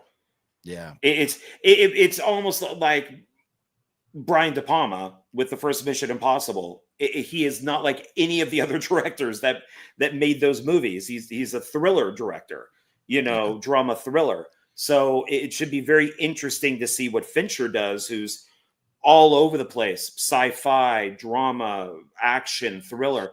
So very interesting to see what he does if he keeps with this, the Tarantino style, or if he does his own thing. Because I think Once Upon a Time in Hollywood is Tarantino's best movie.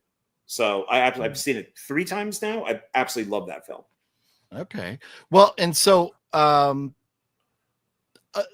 my thought on it is this. I've seen other directors, and I can't think of any titles off the top of my head, but I've seen other movies where the director has tried to be Quentin Tarantino and failed. I've never seen anybody put together a film like Quentin Tarantino. And so what I hope he doesn't do is try to be Quentin Tarantino.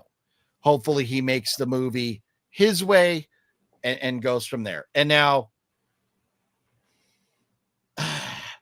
Dr. Sleep, we know it wasn't obviously Stanley Kubrick that directed it, and it did not feel like Stanley Kubrick. And I think that was a better choice of not trying to make it feel like Kubrick, but still making it a sequel to The Shining. I personally don't like it as a sequel to The Shining, but as a standalone movie, I think it would have been fine. So if they would have tried to be Stanley Kubrick, I think they would have failed. So that's my thought, is just don't try and be Tarantino. Curtis also says, also staying on Mission Impossible films, Tom Cruise was the original choice to play Cliff Booth, not Brad Pitt. Well, that's interesting. That would have been, I mean, not that Brad Pitt is cheap or anything, but I think Tom Cruise at this point is probably getting paid a little more than Brad Pitt. Oh, but many people have asked him to be in films and they can't afford him. He was supposed to be Tony's, he's supposed to be Iron Man, and he was too expensive. He was like one of the first choices for Iron Man. Jeff has never seen a single Mission Impossible film. Need to fix that. Yeah, there you go. And 3 hours is fine if the movie delivers. Agreed. So we're going to switch gears a little bit. We need to talk some horror because this is Horror Movie Monday. John, you have a bunch of pickups, do you not? Yes. Are they horror related pickups? A couple of them. I do have my the other ones. Your honorable mentions. Let's do those. Let's talk about those. And then we'll talk about Hannibal a little bit. And then we'll get into your pickups. So if you guys remember, a few weeks ago, we did where we went through our movies and picked out like our 10 favorite, or, for me, it was 10 favorite. And I really spent a lot of time whittling it down. I think John went just like 10 movies that he really loves, no particular order. But I did honorable mentions out of the movies that I had to exclude from my top 10. And I didn't fill John in that I was going to do that. They were sitting off to the side and I thought, what the hell? We'll talk about them. So here's John's honorable mentions of horror movies from his collection that he loves and we should need to know about. Correct? Yes. And these are in no particular order. So I kind of just went through the collection and went, oh yes, that one. I have my pen and my notebook ready to add to the list in case there's stuff I need to add. And there are a couple like big franchise movies in here. So, so the first one, and if nobody has seen this, sadly, this is from the director of Indiana Jones and the Dial of Dysentery, but he's made some great movies like Copland and stuff like that. But it is, and I love this film, Identity. Oh, I got that poster right on the wall up here, signed by Pruitt Taylor Vince. Is that his name? Or how do you say his name? Can I find it? Pruitt, I think it's Pruitt Taylor. He's the guy that played Malcolm. He's the main guy. Oh yeah, Pruitt. Yeah, Taylor Vince. Yeah. Got the poster on the wall signed by him right there. Love that movie. That is a great choice. Yeah, absolutely great. It's James Mangold. Except for Indiana Jones and him being a dick about it, he's a great director. He's really good. Something you should know about that movie. That movie, the hotel stuff, where they were, that is also where they filmed House of a Thousand Corpses, where Sid Haig's, the Captain Spaulding place was. So many different movies and commercials and stuff have been filmed at that same exact place. But that is where Captain Spaulding's museum was, that same place. Oh, okay. All right. Yeah, which we can go visit it someday if you want. It's out in the middle of the desert. Oh, definitely. Yeah, I would love to get it. And I don't want to talk really anything about the story for Identity because it does have a twist. So big one, yeah. Mm-hmm. Yeah. Next one would be Frailty. Going back to your Tommy Cruise fix there, or no? Is that Tom Cruise on the cover? No, that's Matthew McConaughey. So Bill Paxton, wow. Matthew McConaughey. I'm sorry, yeah, Bill Paxton, Matthew McConaughey, and it is directed by Bill Paxton. So, okay, he's looking very Tom Cruise as a vampire right there. Well, he's Bill Paxton plays the dad, and his character is the son. And it's Bill Paxton talks to God, and God tells him that he has to go kill all the demons. So he uses different instruments like an axe and all that, and he takes his sons with him. He's very religious, and he thinks he sees what are these demons and sinners and stuff. And the son is like, my dad is insane, or maybe he did talk to God, or we don't know what went on. And it's a great movie of, is Bill Paxton's character insane or not? And I highly recommend it. It is really good. And it's the only thing I think Bill Paxton ever directed. So love Bill Paxton, man. What a legend. Rest in peace, Bill Paxton. Yeah. I'm going through because my F's are way up there. Oh, Frailty. Yeah, I have that. I've got that up there. Yep. I think that same one too, because it's a DVD. Okay. Very nice. Another great choice. Got a zombie movie in here, the original Zombie. Oh yeah. Yeah. The Italian version of it. So this is from Blue Underground. And very nice. This was made right after Dawn of the Dead. And this is more voodoo. Is that Fulci? Yes. Okay. Yeah, some versions of this are zombie with an E, and some are just zombie with an I. Well, I think they're two different movies. I think there's zombie with an I, and then there's zombie with an IE. Aren't they two different total movies? No, they're two different. Shriek Factory released it as zombie with an I, and Underground did it with zombie with an E. But when you put the movie on, it's zombie with an E. It's just the packaging that's different. So. Gotcha. And the special features are different. I own both. But yeah, this is a great zombie movie. So I'm not a fan. Wow. It's the one that started the whole Italian zombie craze. No, believe me, I know. So And I own Zombie. I own Zombie 3 and Zombie 4. I don't have 2. But I mean, there's so many other zombie movies that I absolutely love. That one, I just maybe I have to give it another shot, but I just wasn't a fan of it. Yeah, it's got a great cast. Mia Farrow's sister is in it, and it's got a. I mean, yeah, I absolutely love this film. And so let me make sure that I'm remembering the correct film. Starts out like on a boat in New York in the harbor or something, and then they wind up down on that island, right? yeah, they shoot the cops shoot the zombie off the boat, and then that cuts to them on the island. It's got the great scene of the guy shooting the zombie in the head that's all covered up. And it's more voodoo than it is like a virus or something. Yes. Or if you go off of what Night of the Living Dead is, it's the Venus probe, so it's radiation. But, so do I remember this wrong? Because I feel like there's a very Jaws plot line here where Jaws, we had a shark up in New England that wound up in the Bahamas. And I feel like we had a zombie in New York that wound up in the Bahamas. How did we get down there to that island? Because it clearly was a tropical island nowhere near New York. Well, there is a shark in this. It's supposed to be a great white, but it's a nursing shark. And a zombie does fight with the shark. They actually had a guy fight with the nursing shark. And but it's the opposite of Jaws the Revenge. So at the very beginning of this is the scientist that is on the island shoots a person in the head that just came back as a zombie. There's the bag, there's a rope around the neck, and he says, tell them the boat can leave now.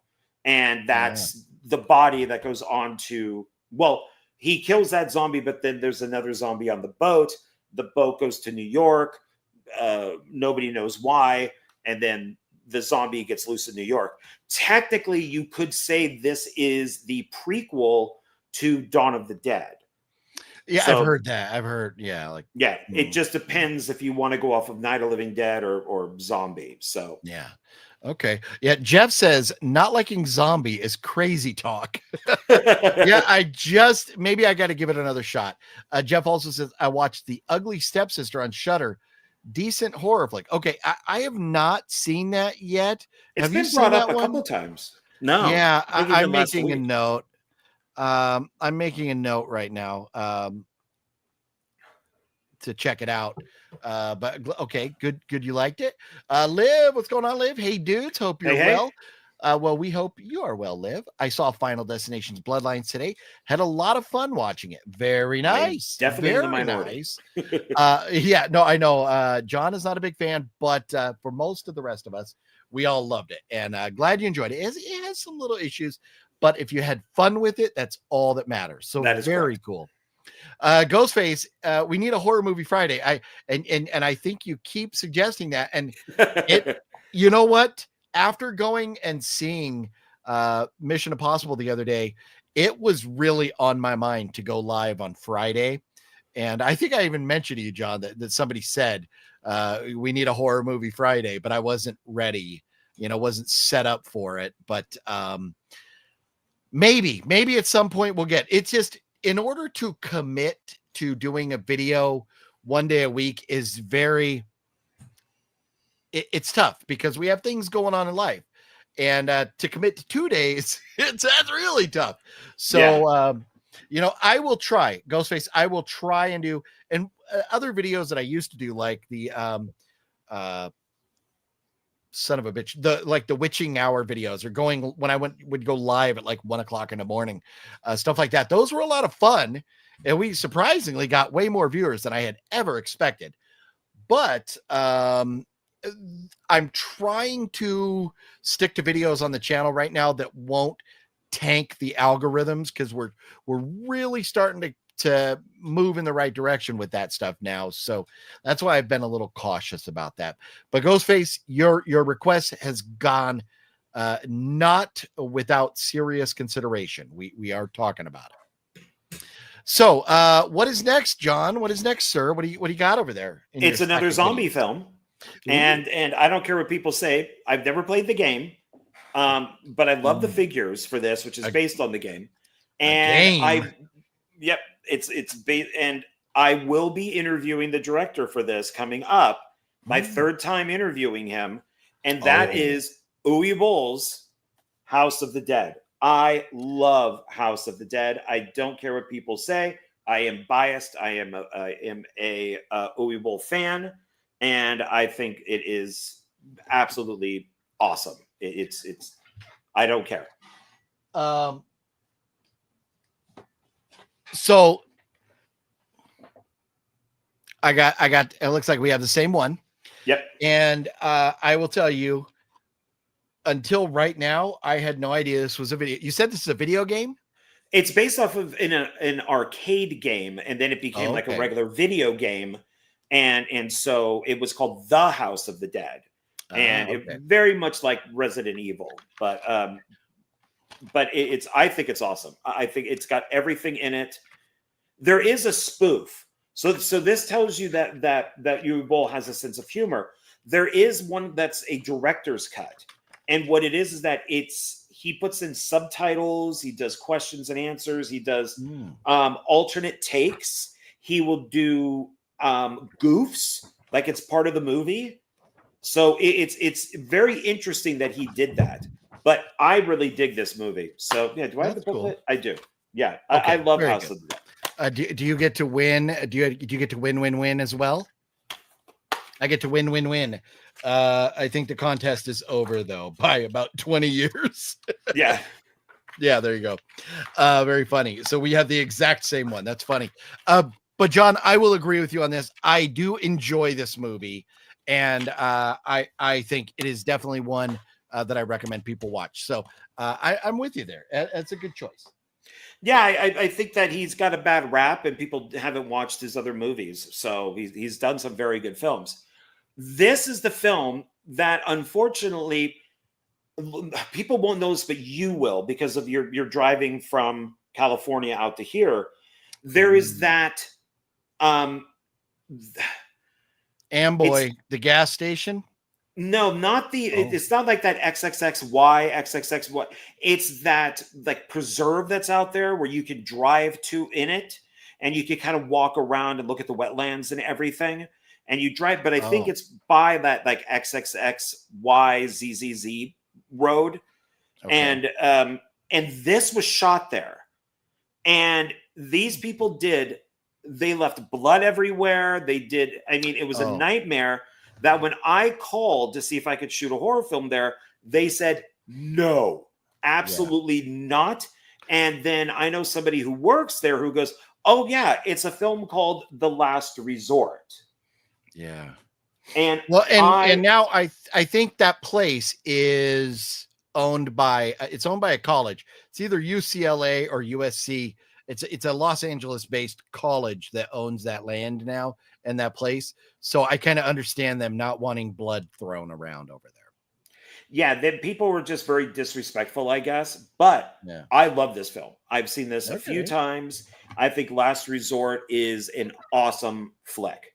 So I would watch this anytime. So I don't think I own that last. No, I don't own that. But I do believe I have seen it once. Maybe after you mentioned it or something, but I remember you talking about that before.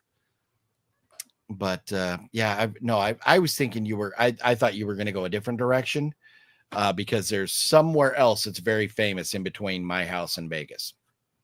And the water slide park? No, a very famous place where The Hitcher was filmed. Oh, there. Yes, I've only gone that direction once. And from what I understand, all that is basically like all the Hitcher stuff is gone. Yeah, they took out the table, which I was very disappointed. But now the guy that bought the place owns a chain of restaurants called, I almost said Pollos Hermanos. It's not Pollos Hermanos. That's Gus Fring, Breaking Bad. But it's Juan Pollo. The guy owned Juan Pollo. Which is funny. The guy that owned Juan Pollo also owns the land where the original McDonald's, where the McDonald brothers started their restaurant chain McDonald's that Ray Kroc bought from them But after he bought it in the movie, if you remember in the Ray Kroc movie, Michael Keaton as Ray Kroc takes the restaurant and moves it down the street so that they would have to, because to spite the McDonald brothers, because they were beefing. So anyways, long story about that. They were fighting, they were arguing, they did not like each other. So, but the guy that owned Juan Pollo also owns that, and he owns that Roy's place out there in Amboy, California, where they filmed The Hitcher. But he has since passed away. And I think that place may have changed hands, because last time I was in there, things were changing. And I'm hoping that maybe they do bring back some of the Hitcher stuff. Yeah, it's a shame they took all that. So, so now this is a bigger one. And so this is and you have to, I know you have to own this one. Is it time? It's vamp time. It sure was vamp time. Sorry. Fall Rain, what up? Fall Rain knows all about vamp time. The Burning. Oh, yes. Also has a different name. Does it not have a different name? No. There were 3 films made roughly around the same time that all dealt with cropsy. Yeah. And so that was Friday the 13th Part 2, Madman, and The Burning were all shot around the same time. And mine is way up there. Yeah, it was the only one that was actually cropsy. So if you were to watch those 3 films, they're basically the same movie. I'm here alone. What happened?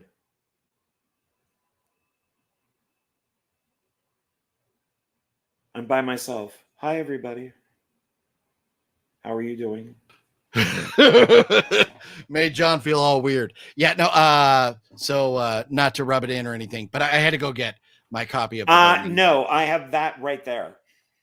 Well, why are you not showing that then? Because all of these are basically from my coffin. Oh, okay. It was just easier to grab them out of there. Okay. But yes. So, all right. Yeah. That is Scream Factory. Okay. Look at who produced it. Yep.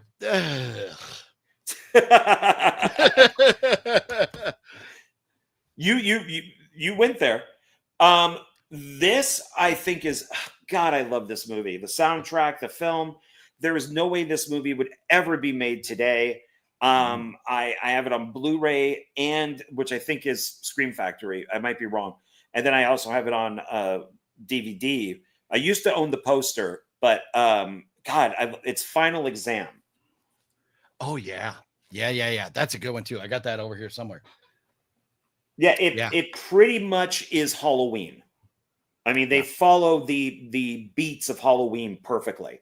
And it is really good. Yeah, there's the original poster on the back there, which is similar to this, but it's a great poster. And I love you never find out who the killer is. You just know that maybe he's like a Vietnam vet or something. This is like 1980. And there's a school shooting, a prank school shooting in this, where like a bunch of students are killed by machine guns. Wow, would that not be done today if they remade this?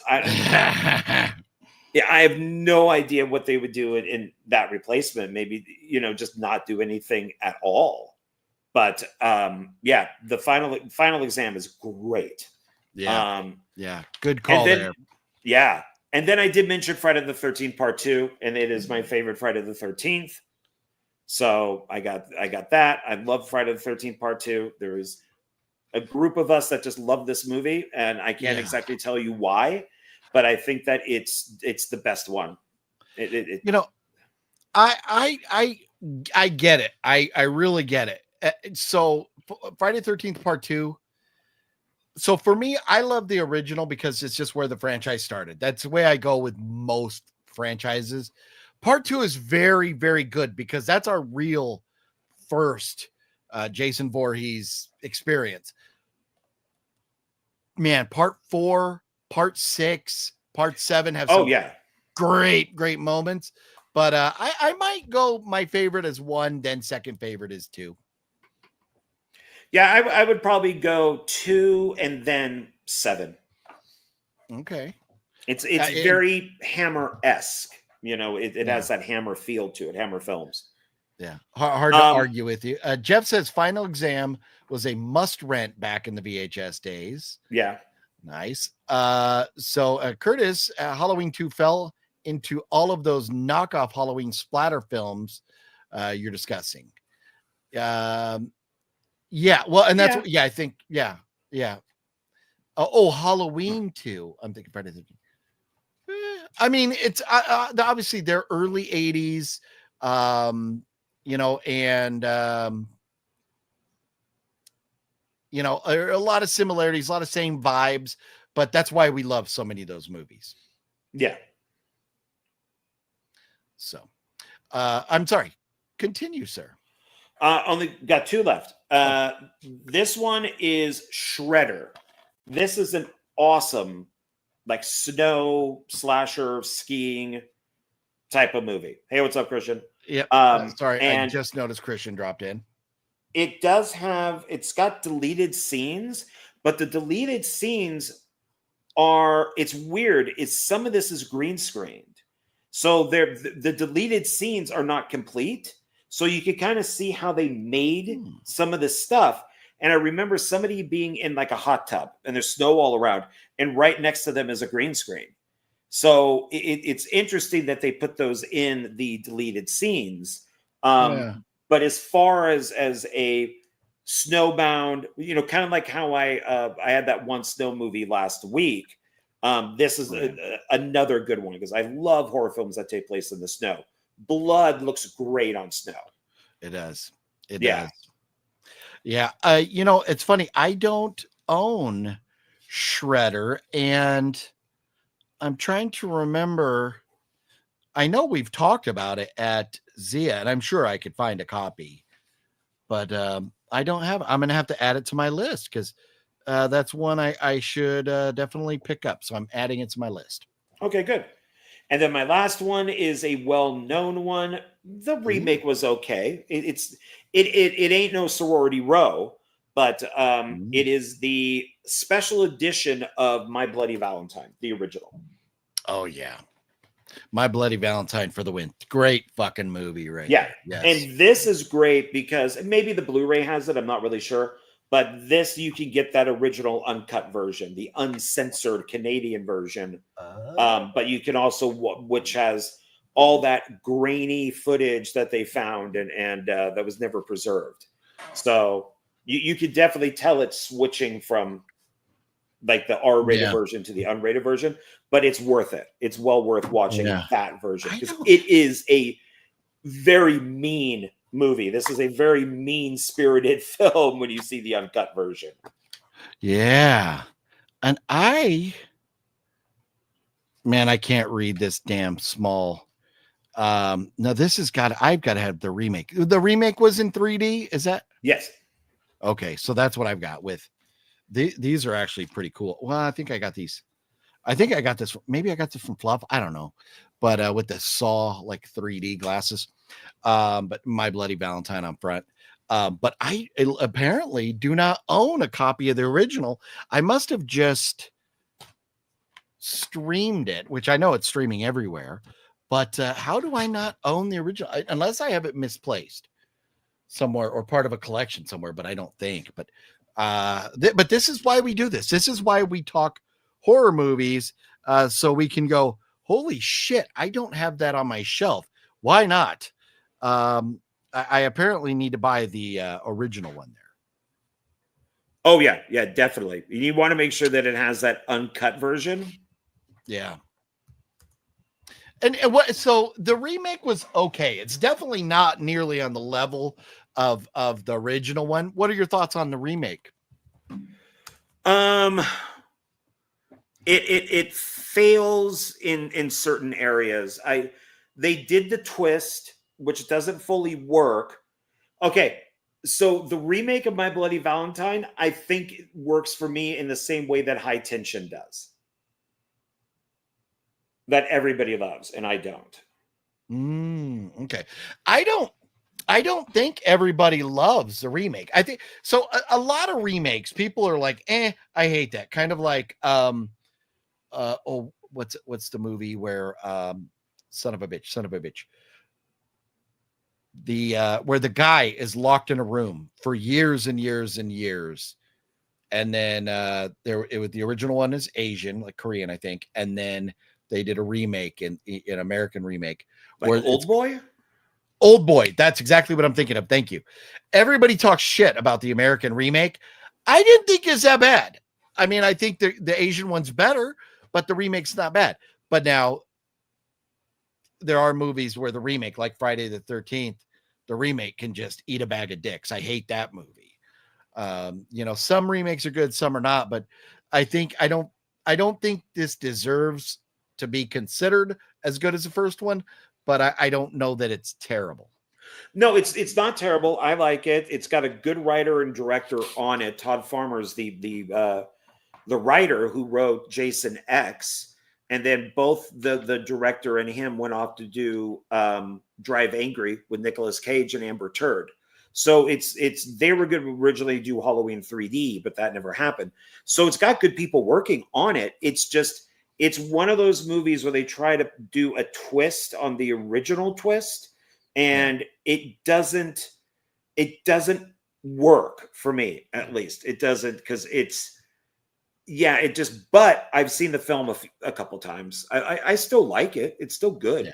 It's got good kills in it. I mean, it's got like Tom Atkins and stuff. So Blood on the Snow. I agree. The next Friday the 13th was supposed to be in the snow. It was canceled. Yeah. Yeah. Man, we talked about that last week or the week before with the new Jason announcement, but like, why? Just tell us what you're going to make and let's get it out there. So I think we're all waiting for the show now, the prequel. So we'll see. See No Evil, also a great film. Kane Hodder, right? See No Evil? Or no, is that it's Kane. I think his name is just Kane. Yeah, and like it is a really good film. Yeah, it was going to be in here. It was. I had it in my hand and I went, no, yes, but no. And so if I had to do one more stack, I would probably add See No Evil. Okay. I did not like the sequel, but I mean, it was okay. But I really like the first film. They do some very interesting things with the killer. Like whenever it's almost like the Jaws or the shark in Jaws, wherever you see, the floaty things that pop up. I'm blanking on what they are, but the barrels, the shark is there. And so in See No Evil, it's flies. Whenever flies are around, or like one of the people goes like, why are these flies here? The killer is right there. So I love that. The fly thing was very interesting. So I really like the movie. Okay. The original Valentine is a must own. Very much so. Agreed. Need some Nightmare on Elm Street proper reboot. Yeah. We'll see. I mean, I think at some point or another, we're going to get another Nightmare on Elm Street movie, but I mean, it's so hard when you have a legend like Robert Englund and then you try to move on, and then, I mean, you're moving away from Wes Craven to whoever, I don't know. But we'll see. But was that it? Was that all 10 of them? That's all 10. So then I just have the purchases. That's it. Just the very nice. Very nice. And so we won't spend too much time on this because we got to get to John's pickups. We got to talk about Bourne. And I just briefly want to mention this in case anybody wants to follow along. My daughters bought me this a while back, and now I have seen every episode already. And so this is the box set with all 3 seasons. I just finished rewatching season 1. And when I originally watched this, I felt a lot of the same feelings I do now. Mads Mikkelsen is phenomenal. He's a great actor. It took me a while to get used to him as Hannibal Lecter, but eventually I got there. And I appreciate him as Hannibal now. His mannerisms, things like that, I really enjoy. The tough part, and son of a bitch, who's Jack Crawford is played by, help me, John. Oh my God! Now you have me blanking. I know. I can't believe I'm Lawrence Fishburne. Yes, Lawrence Fishburne.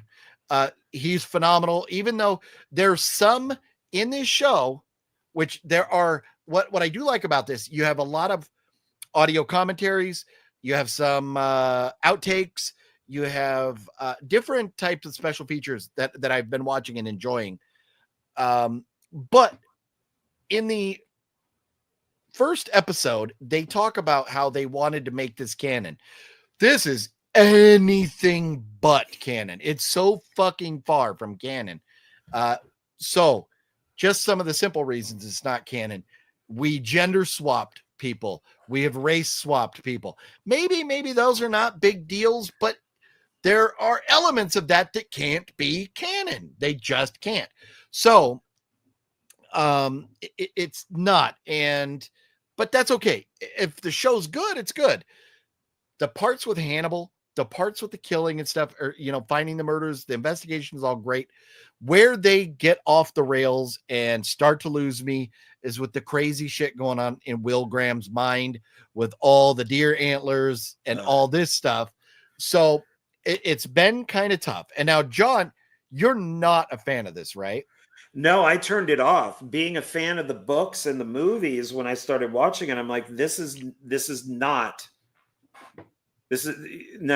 turned it off, especially Will Graham. I hated I hated the character of Will Graham. Nothing against the actor. I just did not like the character. And I turned it off maybe after 2 or 3 episodes. Okay. So I remember when it first came out, I was like, holy shit, a Hannibal TV show. I turned it on, and about 10, 15 minutes, whenever we were introduced to Hannibal Lecter in the first show, I was like, I did not know who Mads Mikkelsen was at the time. And I was like, that's not fucking Hannibal. And I turned it off. And I didn't go back until the first season was almost over. Then I was able to binge all the way through. And I was like, okay. Now, this was 12, 13 years ago that I watched it. So it's been a while. As I watched this, it had been a while since I'd seen a lot of other horror movies. I was just kind of getting back into movies from a couple decades of not watching movies as I was busy being a Marine, busy raising kids, different things going on in life. Now, watching this again, there are some very interesting things. And one of them, or 2 of them, I want to show you all right now. If you're curious about this, if you are a fan of Hannibal, if you're a fan, don't ever watch the Clarice show. But if you are a fan of Hannibal Lecter or any of the movies or the books, which after watching this, I was like, I need the books in my life. I have to read the books and see. I've seen all the movies many, many times. I'm now seeing the show for the second time. I want to read the books and kind of get the comparison. But in the very first episode of this, we see Will Graham and Jack Crawford in a bathroom that if you watch a whole lot of horror movies, you'll know this bathroom. Look at the urinals on the left, the sinks on the right, the tile on the ground, the way the lighting is, the red walls. And then you go, that sure as shit looks like The Shining with Jack Torrance. And I forget the innkeeper / butler guy there. Urinals on the left, red walls, sinks on the right. Look at the tile on the floor, the lighting, it matches. And if you look at this, look at Jack's shirt. He's wearing a flannel shirt. Look what Will is wearing, a flannel shirt. So I went back and watching the audio commentary, the director says that was a nod. That scene in the show, Hannibal, this scene right here is a nod to the movie The Shining, directed by Stanley Kubrick. But that's all they say. They don't say why it's a nod. So, with everything you see about Will Graham in this, kind of having all these visions and everything, I'm going like, well, are they suggesting that Will Graham has the shine?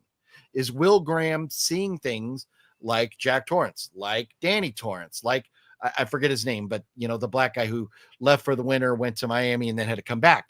Do they have the shine like Dr. Sleep? Or what? But then they just move on from it. And it's like, okay, well, maybe they're just fans of The Shining. So then I'm watching. And a few episodes later, I do believe this was episode 5. We get into this. Look at and again, with this, look at the framing. Look at the way it's framed. Right in the middle of the room. They clearly framed it as Kubrick would. And then now, episode 5, we get this shot. Look at the arches above the sinks on the right. Look at the arches above the toilet on the left. The arch over the bathtub. And then The Shining, the arches over the sinks, the arches over the toilet, the arches over the bathtub. So it is clearly another nod to The Shining. There is no question that with both of these, they are Shining references. Look at, I mean, even the lighting in the wall reflecting in the mirrors. It's the same thing. So I found that very interesting.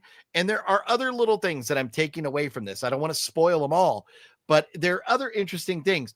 My biggest problem with this so far is that the directors and the showrunner are just going like, we did it because it's cool. We had Hannibal feeding human beings to other members of this cast because it needed to happen, because it was cool. And I'm like, no, you have to give me a fucking reason. You can't just do it to do it. So I'm struggling with this show, but I'm going to get through it all because I am a huge Hannibal fan. So that's where I'm at. If you want next week, maybe at some point I'll do another show where I just like a separate video where I just talk about this. John even recommended I do that. Maybe I'll do something like that because I can't dedicate too much time to a horror movie Monday talking about a 10-year-old TV show that everybody hated. So,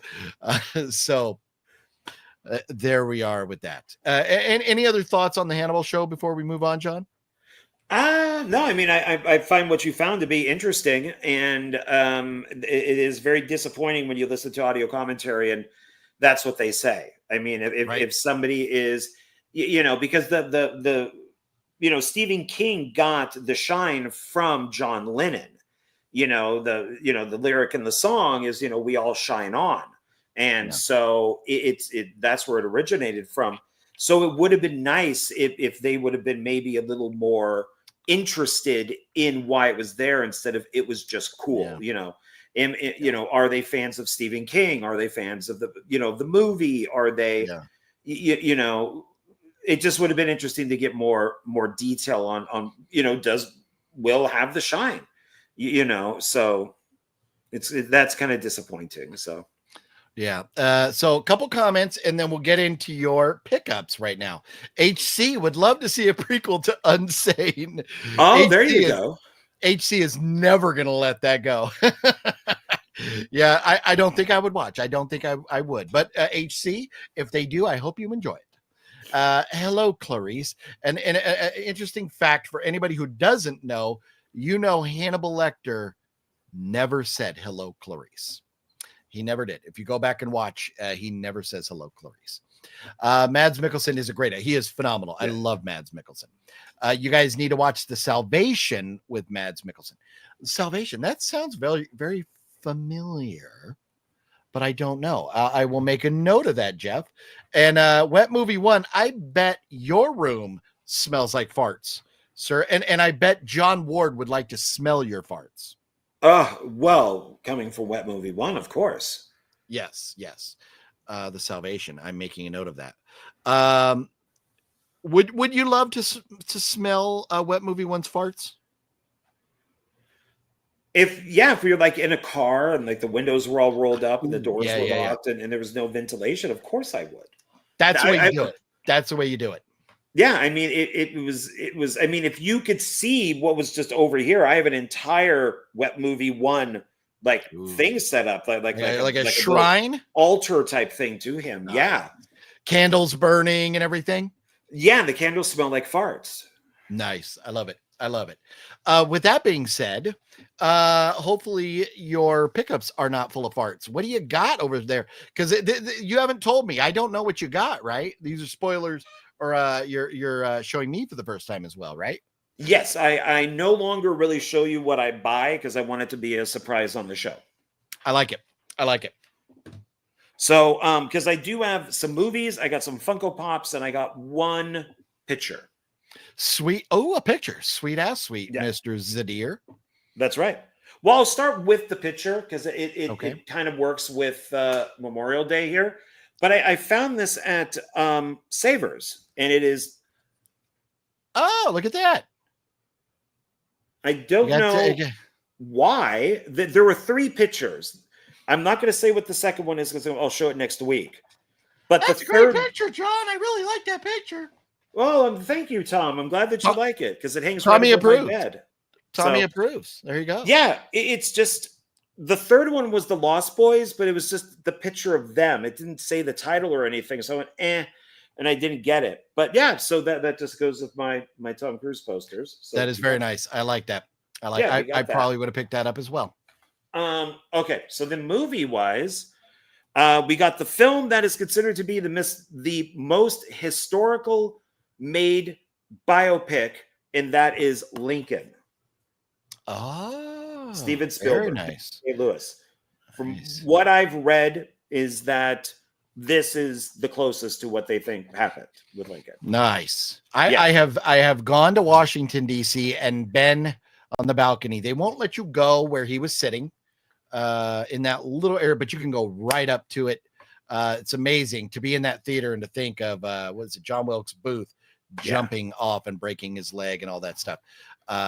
Man, I love history. I don't consider myself a history buff because I just don't, my brain doesn't remember. I don't absorb everything, but I love hearing about history. So that's cool. Very nice pickup right there. Oh yeah. And then Chucky season 3, I finally got that. Okay. Which I know you love Chucky. So speaking of Chucky, I did. I don't know if we've mentioned, don't drop it. I watched part 2. I watched part 2 of Chucky. I did not watch part 3 yet. But maybe I might, because there may be something happening. I saw earlier today, was it on your channel or on John's channel, Jonathan's, that you released the video about, was it Chucky 2 today? Yeah, it's on his horror film. Yeah, horror film lovers. I know we don't want to get it mixed up with your channel. But yeah, we're going through the whole Chucky series. I think we're even going to do the TV show. So okay, very nice. So out on Jonathan Moody's channel, I believe his link is down below. Yeah, and this is great because, as you can see, Chucky's getting old, and that's because in part 2 or season 2, he's at a Christian boarding school, and too much Christianity has gotten into Chucky. So now it's making him old. It's killing him. So he has to go to the most evil place that he can find, and that's the White House. Spoiler alert. So yeah, it's, this is Christian has also been to the Ford Theater. Very cool. Very cool. Yeah, I love that. That's great. Yeah, going to historical places, awesome. I would love to go there. Yeah, that'd be great. This is the Asylum because I'm picking up some of their movies. So 2012 Supernova. So I guess you can know what movie that's a ripoff on. So the movie 2012. The disaster film 2012. Okay, there you go. And another Asylum movie because I will be interviewing the director of this, Lee Scott, Frankenstein Reborn. Okay. So he did the first Transformers movie, which says has audio commentary, but it doesn't. So he recommended this, and Beast of Bray Road. He said has very good audio commentary. Okay, you said that backwards. You said Transformers. Oh, Transmorphers. Otherwise, not to be confused with. Yeah. And Transmorphers really has nothing to do with Transformers except that there's some robots in it. So they're 2 very different movies. Third Asylum film, Paranormal Entity. Oh, instead of Paranormal Activity? Yeah. Oh, that's funny. Man, that sounds so familiar. Do I own that? If I do, maybe I need to throw this away? Oh, I got it. I totally got that. I totally got that right here. That's how funny is that? That's it. Yeah. Ooh, I have a different. I don't have the white line on the top. Is bonus, that widescreen up there? Bonus digital copy included. And so now, is yours Echo Bridge? Mine is an Echo Bridge release. Yes. Okay. You got a bonus thing? I guess it's on because there's only one disc. So I guess maybe it's on this. Well, this is standard def with digital copy. I don't see if mine is a widescreen or not, but I would imagine when this came out, it's probably widescreen, right? Yeah, mine says it is down here, way down here at the bottom. It says widescreen. But now, so this is directed by Shane Van Dyke. So this is not when you're interviewing him about. He just recommended it or something, or Oh no, it's because I'm picking up some Asylum stuff. Lee Scott, who did this, is who I'm interviewing. So yes, that's what I have particular films that I asked him. I said, "Can we talk about these movies?" And he's like, "Sure." So I have like 4 or 5 that I'm watching. Then we go into Roger Corman. So I'm picking up the Concord Pictures movies. So The Arena, which is a remake from one of his older movies. Hot chicks fighting in an arena. Hate that. So yeah, anything that's got the Concord logo, I'm picking up. So there's a lot of a lot of them are out of print. And then we're going into comic book territory, and I picked up Barbed Wire. And you laugh. It's a terrible movie. It's the remake of Casablanca. What are you talking about? How can that be terrible? Oh man, this is the unrated version. So it's very interesting now. How do you feel about Pamela Anderson? I mean, she's getting older, but how do you feel about her going makeup free now? I don't care. I've never cared about Pamela Anderson at all. I did. Okay. I checked out the Playboys with her in it, and I did watch the recent movie that talked about the sex tape, and I guess I watched a couple episodes of Baywatch, but I don't know. I never really cared. And this is Pamela Anderson Lee.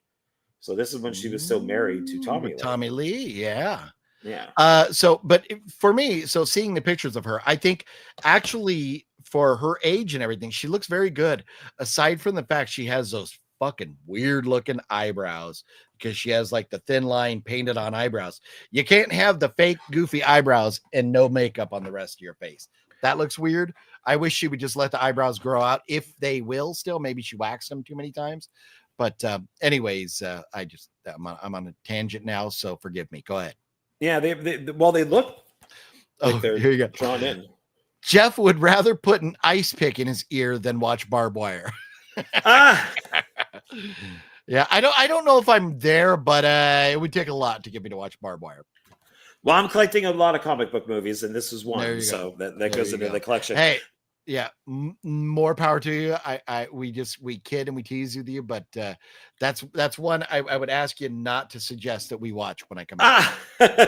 Hey, I think the opening scene is her naked taking a shower. So I'm all right. I am all right. Speaking of which, I don't know. We probably should have announced this because I don't know that it's public knowledge yet.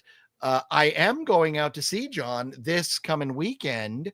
We're going to go see. Now, you did mention that you let Tom know. We're going to be going to see Tom Devlin's band with Waleed is playing at a bar establishment up in Boulder City. We're going to go see that Saturday night.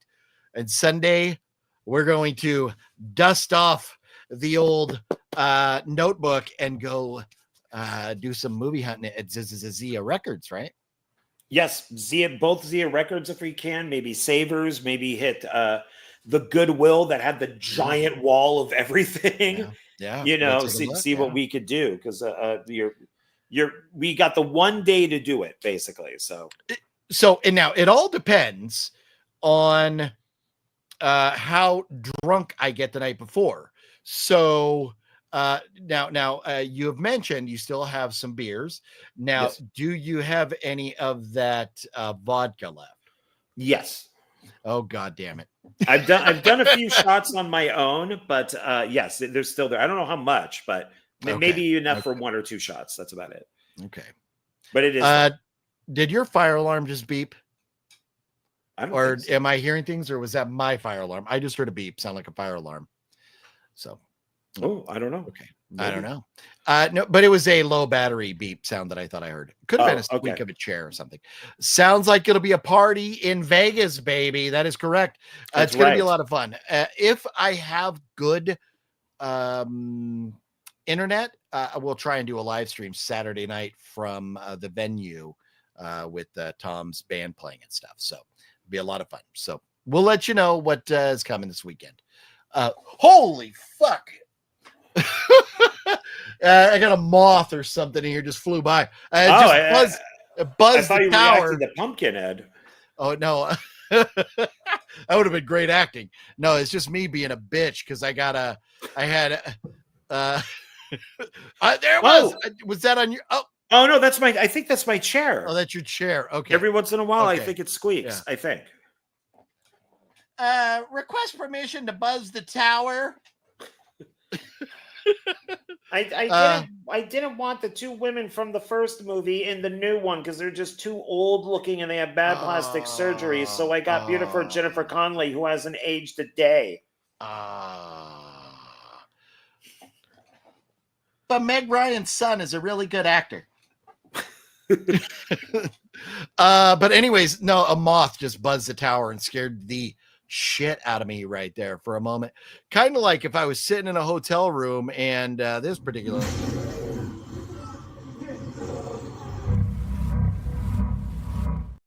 that may wake me up too, like a moth buzz in the tower. Not a moth to a flame, because that's a lame song. Oh, all right. Got three more. Somebody did mention Steven Seagal in there. So I do have a collection of Steven Seagal I picked up. No. So I think that was Larry, the Batman fan, or Larry, the cable guy, whatever. I forget what Larry's. Larry is the Batman fan right now. Still, we love Larry. Came through with a $5 super chat tonight. Thank you for that again, Larry. Yes. Look at this. Look at this. Look at this. Liv is team barbed wire. There you go, John. There you go. You got one on your side. So there you go. There you go. Thank you, Liv. Thank you. Curtis, yes, this Saturday night, it's actually the event where the band is playing is in Boulder City. Follow Tom Devlin and his Monster Museum, everything. Tom's links are down below. You can find him. He posted about it on Instagram where the event is. So it would be cool to see you. Yeah, there you go. So this has Fire Down Below, which is god awful. Out for Justice, which is not his best, and On Deadly Ground, which is his Billy Jack movie, basically dealing with oil companies. But I will pretty much collect any collection with Steven Seagal or Van Damme. So they're awful, and I love them. Okay, all right. Two left, and they're both from Quentin Tarantino. I now own all of the feature films directed by Tarantino. So I did pick up Pulp Fiction, which is a collector's thing. It's got like a big slipcase, and you can open it up and everything. And it's, I purposely got it this way, and it's got like its little booklet. So we got that. Look. Oh, same thing? Oh, wait, here. Yeah. There we go. Except mine is still factory sealed, brand spanking new, never been opened. Look at that. Oh, okay. Nice. Very nice. Very good. And right there. Then the last one, Jackie Brown. Oh, yeah. Same type of thing. It's got the pull out, and you open it. It's got its little booklet and some cards and stuff in there. So I've been on a Tarantino kick lately. Yeah, I had to get the Blu-ray of that one, so I got this right here, and I have no slip cover or nothing. But yeah, Jackie Brown, man, it's such a good movie. Like, oh my god, I love that movie. I have been on. I'm so tired of all this woke garbage and how men are just being turned into betas. That I've been watching a lot of what I would consider to be, movies made by men for men. And so I've been watching, Tarantino. I've been watching Peckinpah. Any of these movies that I feel are movies made by men for men, because I'm just tired of seeing, what's his face? Pascal is such. Oh yeah. God, he is such a beta, and he's playing both teams. He's playing straight and gay, and it's just. He's not a man. He's just not a man to me. And I don't, He's a good actor, which is fine. Those movies are fine, but it's like we're getting a heavy dose of that stuff lately. So sometimes it is nice. And I go through phases. Like I recently went through an action movie phase where I was like, I just want action. And that's kind of what led to me getting into Mission Impossibles with John and the Expendables.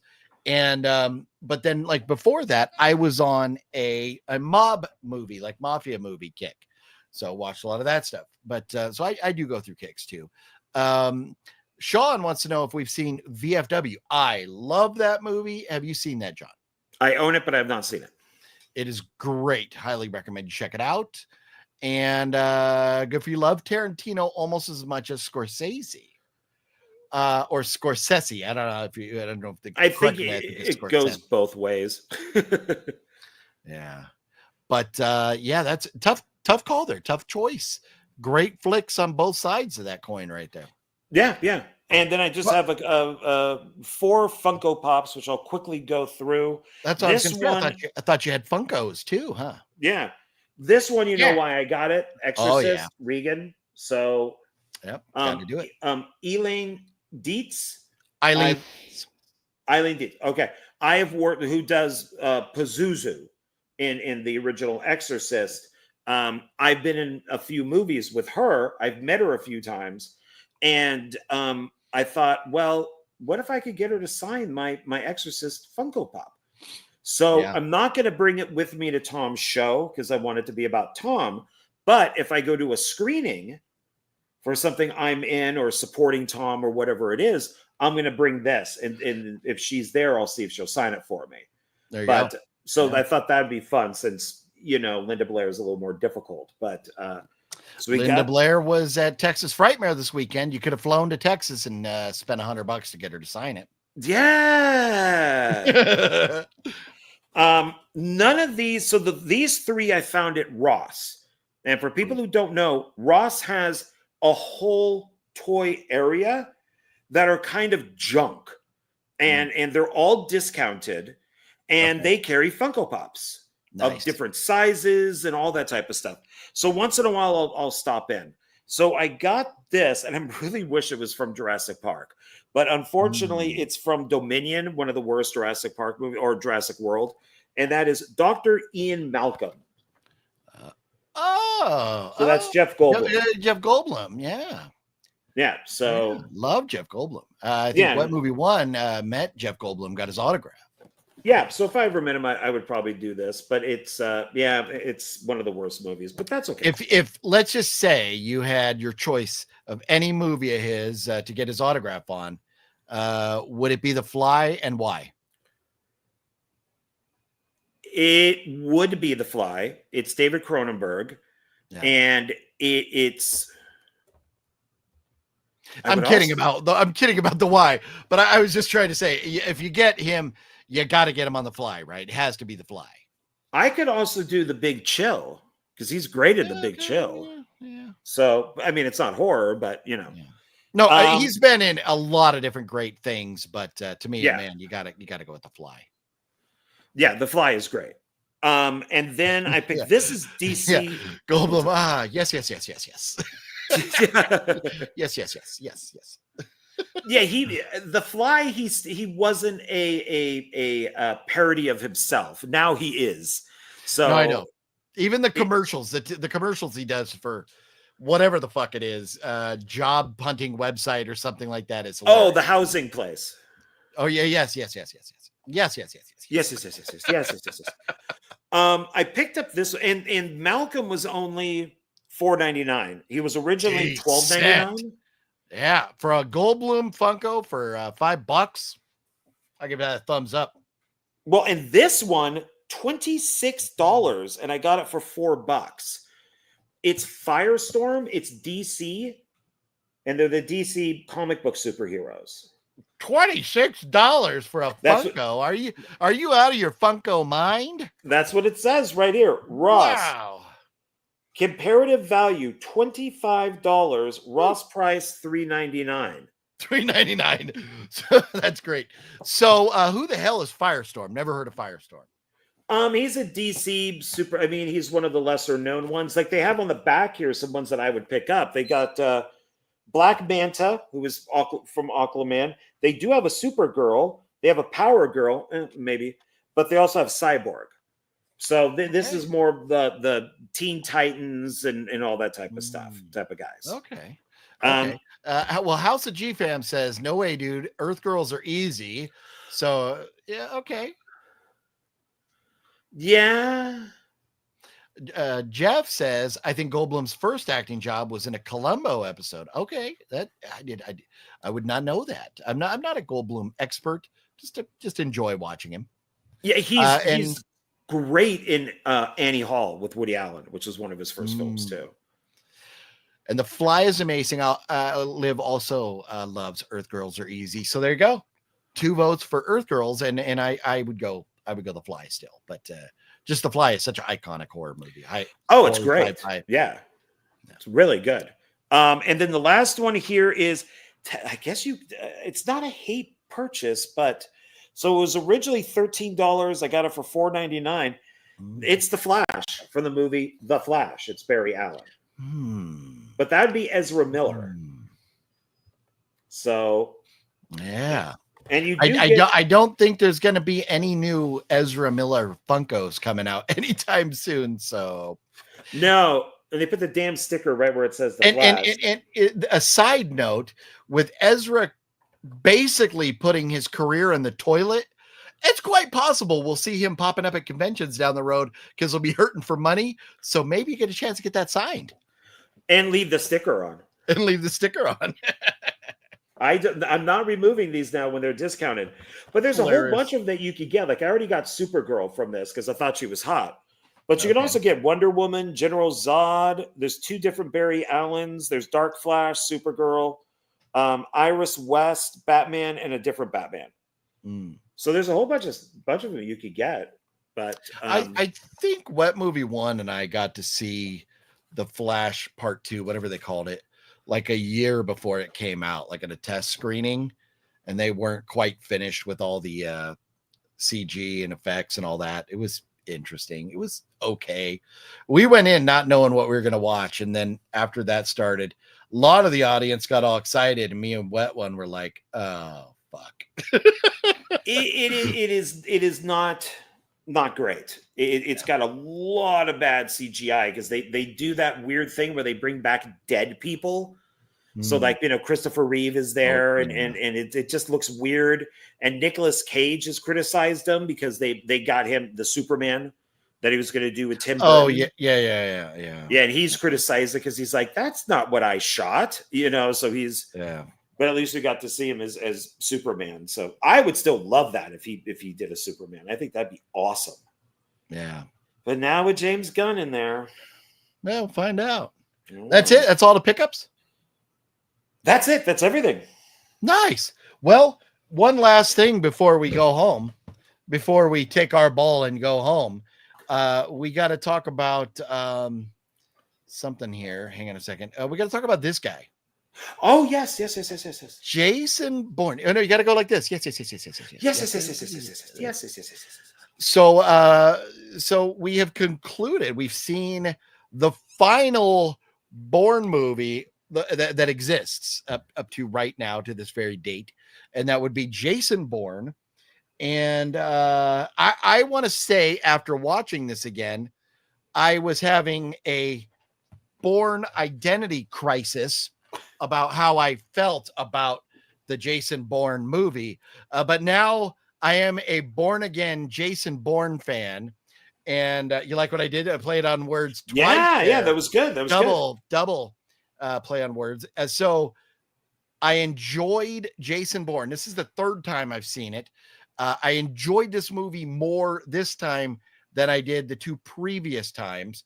And I think maybe some of that is watching them all back to back to back and listening to Mr. Sunday Movies. I think because of kind of hearing about the in-betweequels and the way the stories overlap and everything, I think it brought me more into the franchise. And then this one being kind of different, than the first three with Matt Damon. It's the same but different.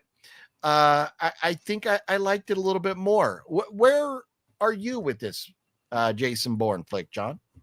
I enjoyed it, but it's not one of my favorites. I'm trying to look up because what was it called? The oh wait, not Treadstone. What was the one in Bourne Legacy? Oh, not is it Briar. Blackbriar or something like that? No, it was something like Outbound, or because I was looking in like I'm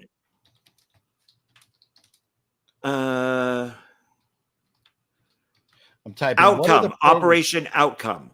That was it. So I was looking for that in this to be like, okay, so is Legacy still canon? And if you look at Julia Stiles at when she's downloading everything, when she's on the computer at the beginning of the film, all the files are there from the movies, including Outcome. And I'm like, yes, they never mention anybody. They never mention anything from that film, except it is a file, because I paused it. I went back a couple times. And so Legacy is still canon to the series. So I'm glad that I'm very happy that they did that. I did like this one. I mean, everybody knows I live in Vegas, so the ending was shot in Vegas, so that was pretty cool. But I do, Mr. Sunday Movies, they just go and more of the same, and more, and more. So their review on this one was basically like, Jason Bourne is old and saggy. Like, why are we doing this? And why is he fighting? And, I think this is easily their least favorite of the franchise. And I think it is still my least favorite of the franchise, but I do like it more. And I think one of the things that really changed my opinion about this movie was when watching it again and really realizing and thinking, why is this happening? Why does this movie exist? And that's because Julia Stiles' character, Nikki Parsons, basically, because she feels like she needs to help Jason learn more about his past, she's snooping around and starts this whole ball of wax that, ball of shit that just this firestorm that now they're having to fix. And I think if she was not on the computer that night and look at that. I'm like 3 for 3. I didn't even mean to do that. Was lucky. But if she wasn't snooping around, this movie didn't need to exist, because Jason was just off living his best life, beating the shit out of people for money. And I guess if you have a lot of aggression and anger, you can imagine where beating people up for money, if you have that ability, may allow you to decompress a little bit, to get some of that frustration out, and you get paid for it. So, or he just had a death wish. He was like frustrated and done with life, but I didn't mind him doing that as much this time. And in watching it, part of my problems with this movie the first couple times was a lot of the Vegas stuff. And there is still so much of the Vegas stuff that bugs me. Like, they come out, they're supposed to be, I think, at the Aria, and they come out of the Aria.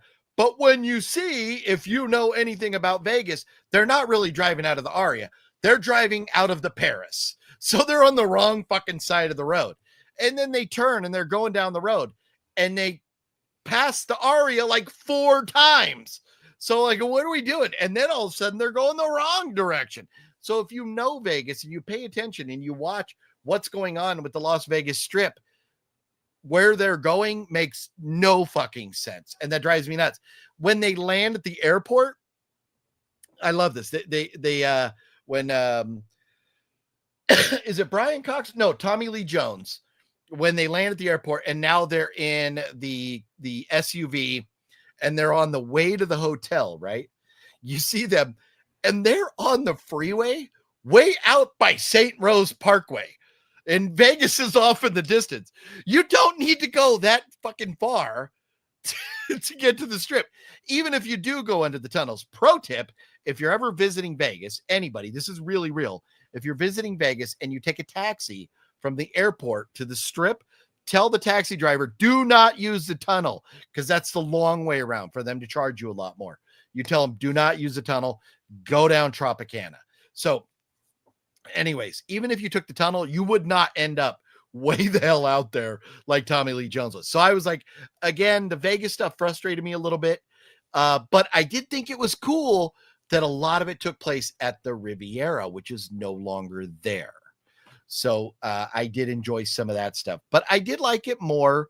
I thought, and it's interesting. Maybe next week we can debate which is our favorite Bourne girl, because we have Bond girls, right?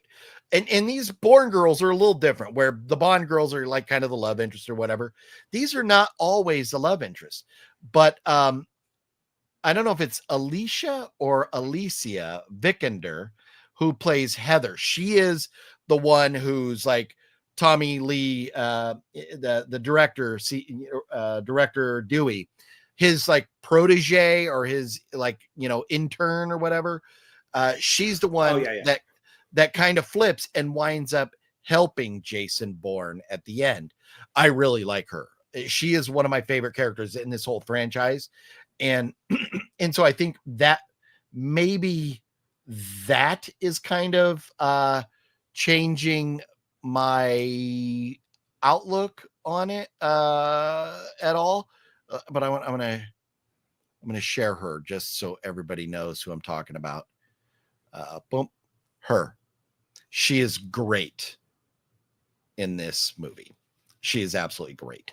Yeah. So, yeah, Tommy Lee Jones's character like takes her out like a student or a protege or something. Yeah. See that again?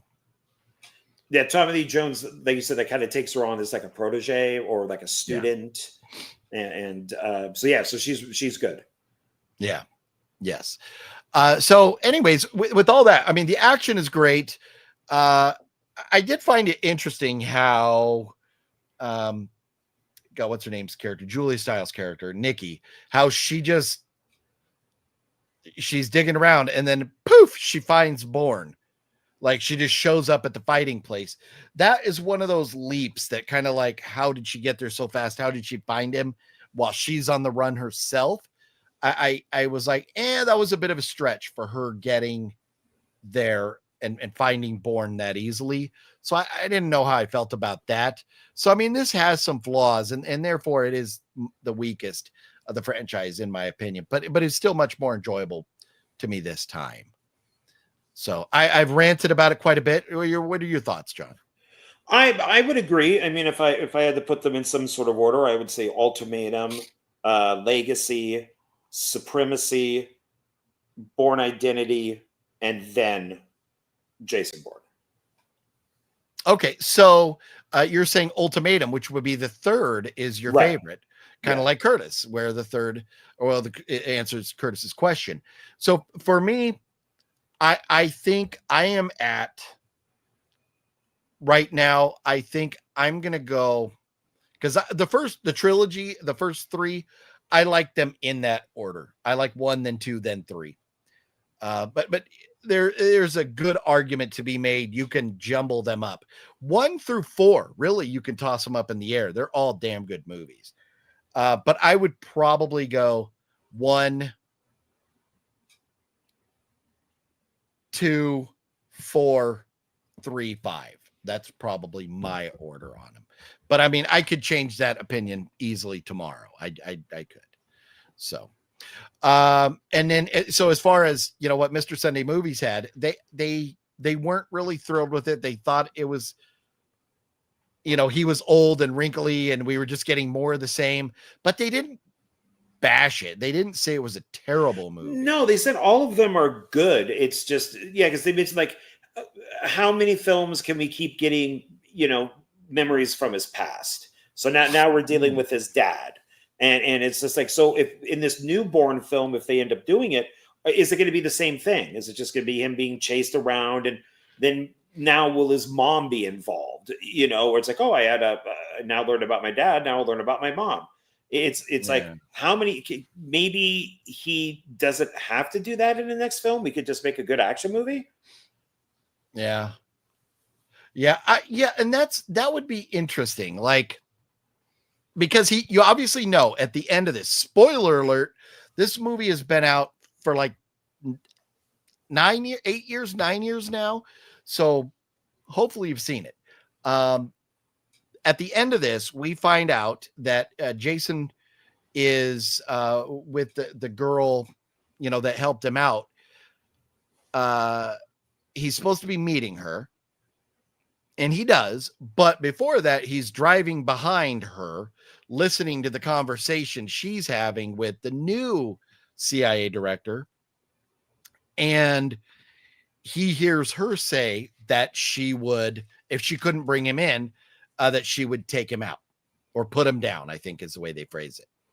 So he obviously was not happy with that because he recorded it and played it or left it in her car for her to play it back here, knowing that he heard her conversation.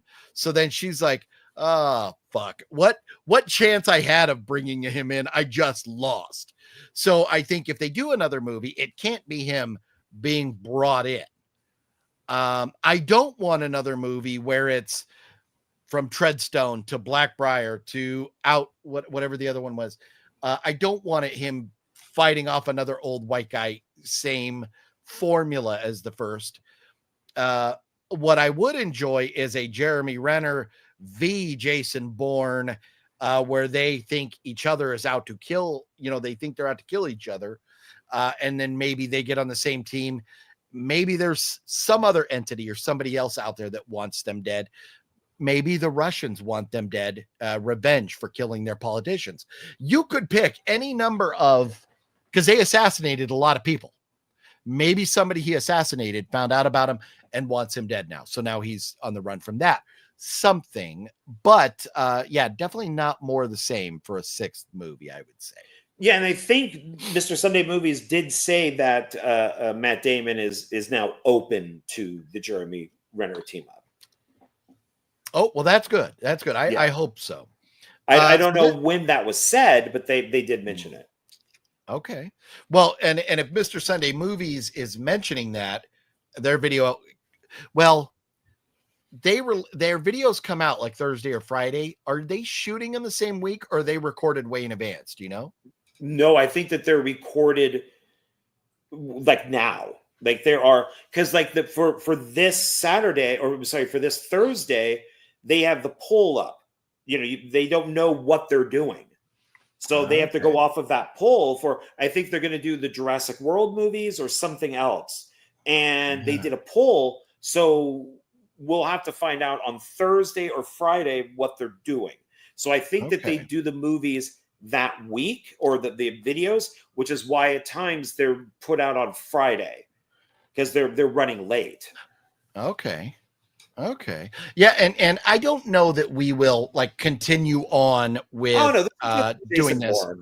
Yeah, but I mean, if they go do another franchise that we both love, then maybe we'll do another thing like this, because this was fun following along with them. I enjoyed this. This is very interesting. I did not realize this, but another franchise that I do love that maybe I need to go re-binge. Oceans.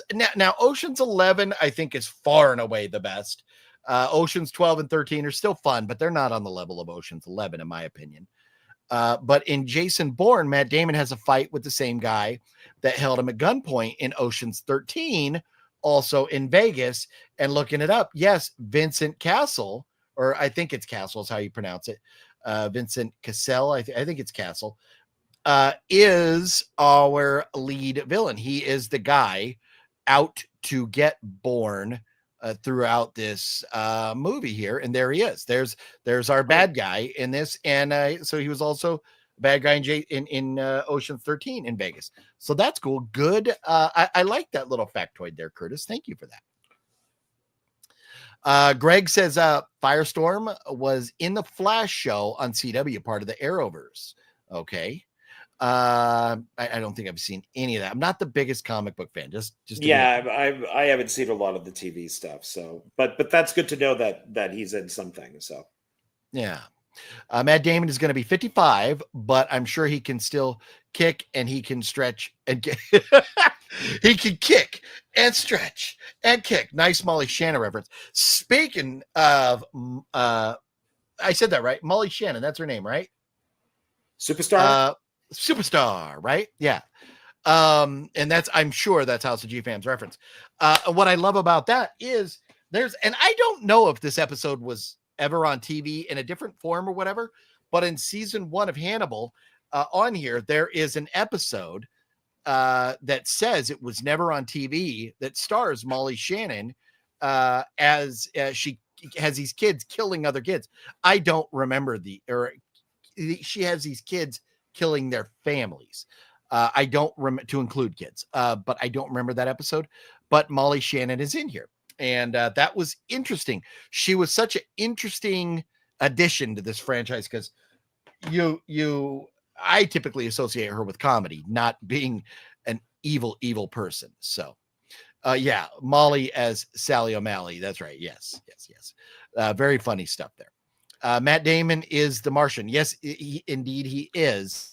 But don't listen to Neil deGrasse Tyson because he will tell you that the Martian was impossible and that Matt Damon would have died because of not having the bacteria in the dirt that would have helped grow the food.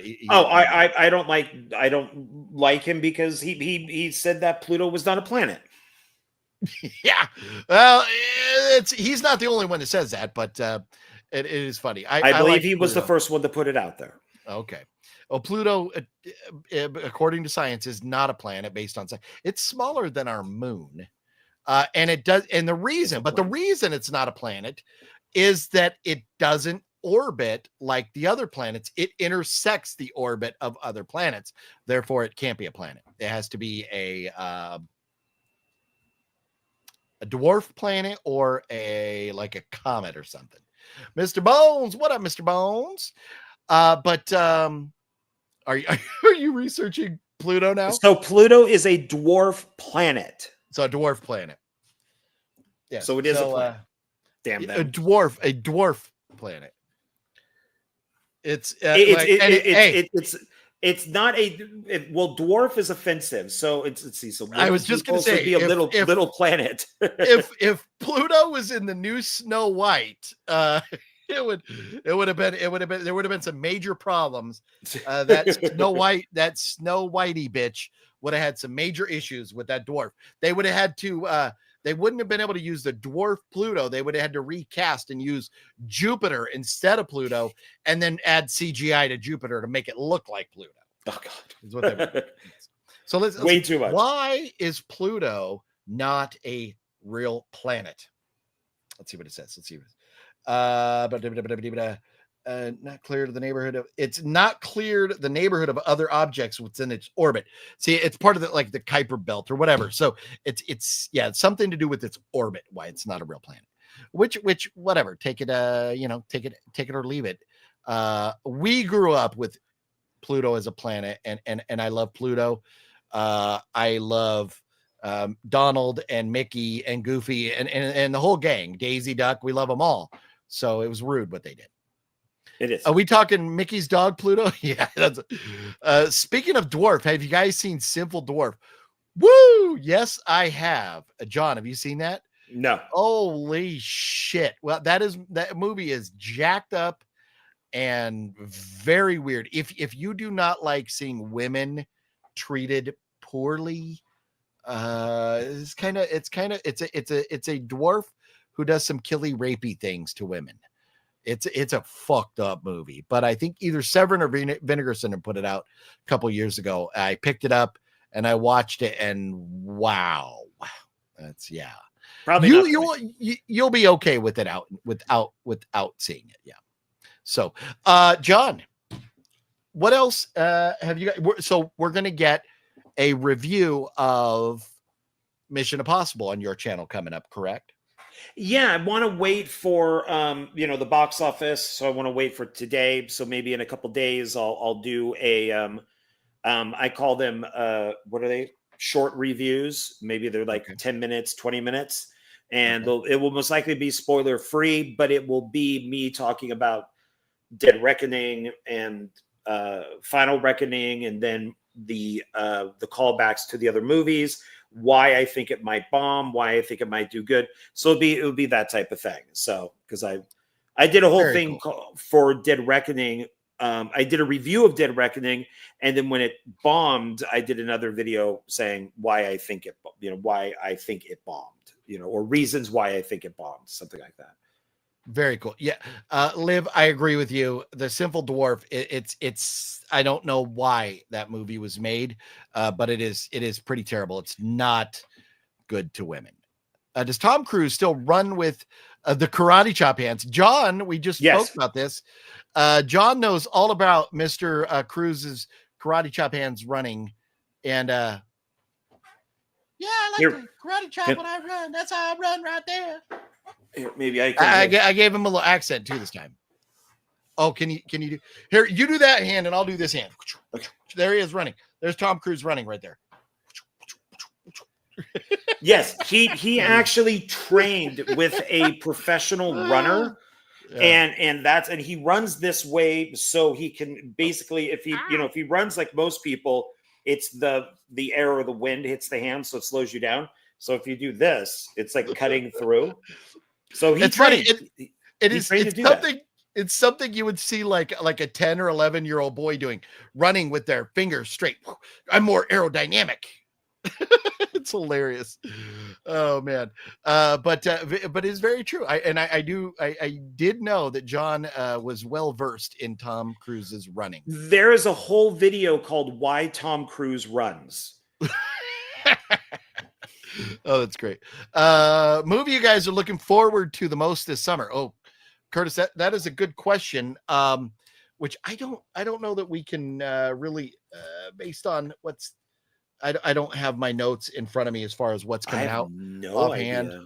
I know. The funny thing is we did like a 6-hour video at the beginning of the year on everything that's coming out. But there's a lot. I don't think I have them in front of me, the notes of what all is coming out this year for me to quick reference. But let me see if I got, maybe it's in this one. I think it is. Okay, quickly, because we don't want to go all night. Ballerina is coming out June 6th. Looking forward to that. Yes. John Wick Universe. Megan is coming out June 27th. Yes.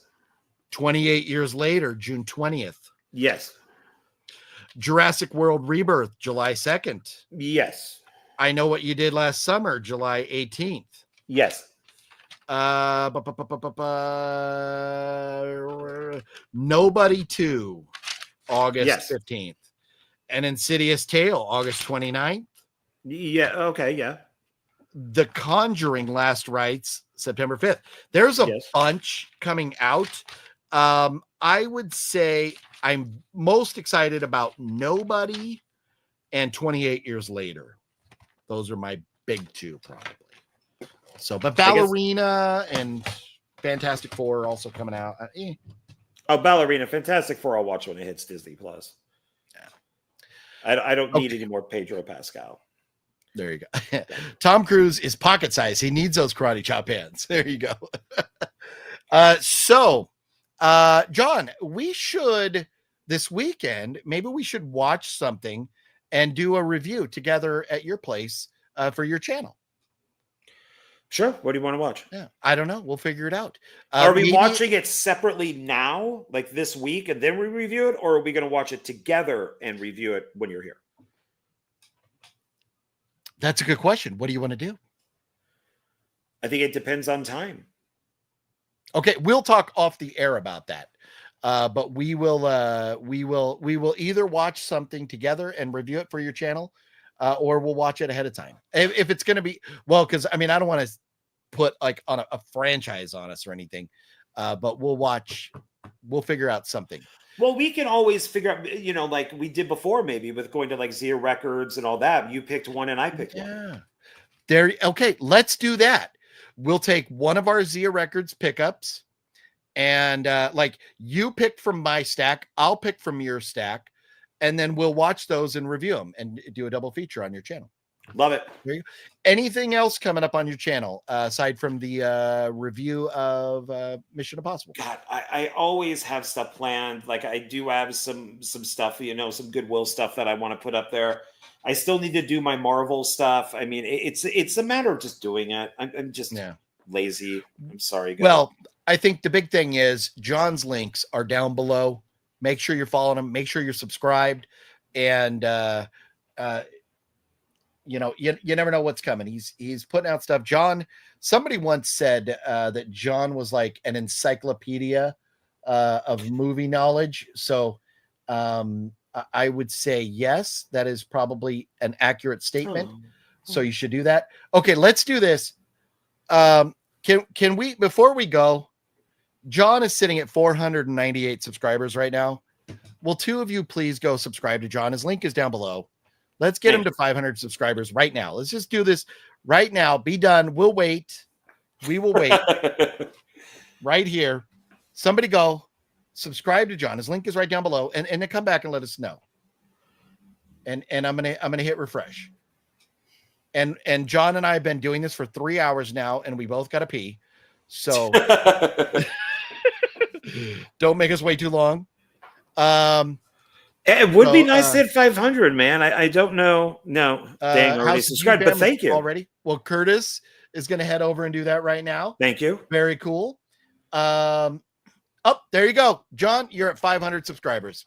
Thank you, guys and gals. Thank you, guys and gals. Yay. I'll tell you what I'll do. I'll tell you what I do. Since you guys got John to 500 subscribers right now, we'll do a giveaway next Monday. How about that? How about them apples? Next Monday, Horror Movie Monday, we will do a giveaway for you all. So be sure you are here joining us to see what we're going to be giving away. We'll find something. Maybe I'll pick up something fun at Zia Records to give away to you all. So we'll do a giveaway next Monday. How about them apples, huh? That sounds awesome. That's great. Thank you, guys. Congrats on 500 subscribers, sir. Yay. So, I'll say this before we go is it's nice that I don't have a lot of subscribers. I mean, most people would think, 1,000, 2,000, 5,000, whatever it is big. But it's weird is for my channel with only, at the time, like under 500, I interview a lot of people who are on bigger channels, Uwe Boll, I've recommended, the director who did Ballistic.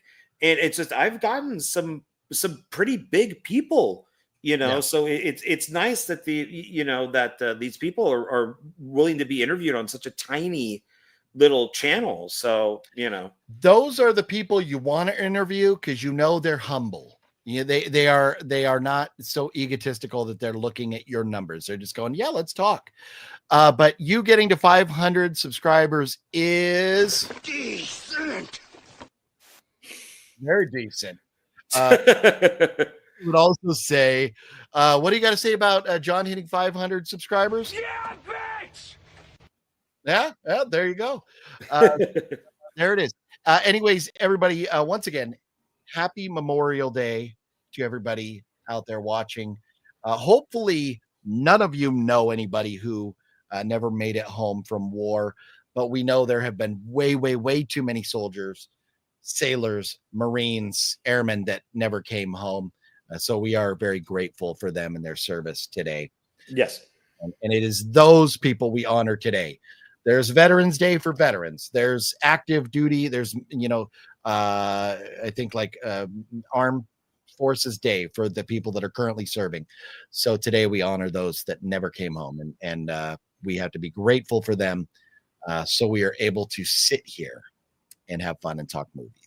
Yeah, and I've gotten more into this type of thing because I wasn't for a long time, but then seeing all of these people who sit there and trash on America, mostly on the left, and sit there and say that they're marginalized or hated and all that. It's like, well, then go to Iraq. Let's see how they're going to treat you over there. If you hate here so much and you want socialism, go to Russia. And it's these people that have really made me think, like, wow, we really are lucky, that we live in this country that you can say awful things about the president and you're not going to get thrown in jail or beheaded, Try that in North Korea. Yeah. So I've become more and more, supportive of our troops and the police and the fire department and all that stuff. So, yeah, I mean, please, support and all of them. Yes, I could not agree more, John. Yes. House of G-Fam says, well done, chaps. Antonis, congrats on your 500 subs, John. Thank you. Curtis says, nah, I'll give you guys something. You're too nice. Well, Curtis, you are too nice. Thank you. And Appreciate hopefully we get to see you out there at Tom's event Saturday night. We will definitely be there supporting Tom Devlin and Waleed and getting to see some friends in a tough time as Tom was very good friends also with Michael Mahal, who passed away just over a week ago. And, we should definitely mention him again, that we have not forgotten. We will not forget about Michael Mahal. And the good news is that Sonny has come out basically through other people and said the Mahal empire will not die with Michael. That it will continue on. They're going to get these other movies done.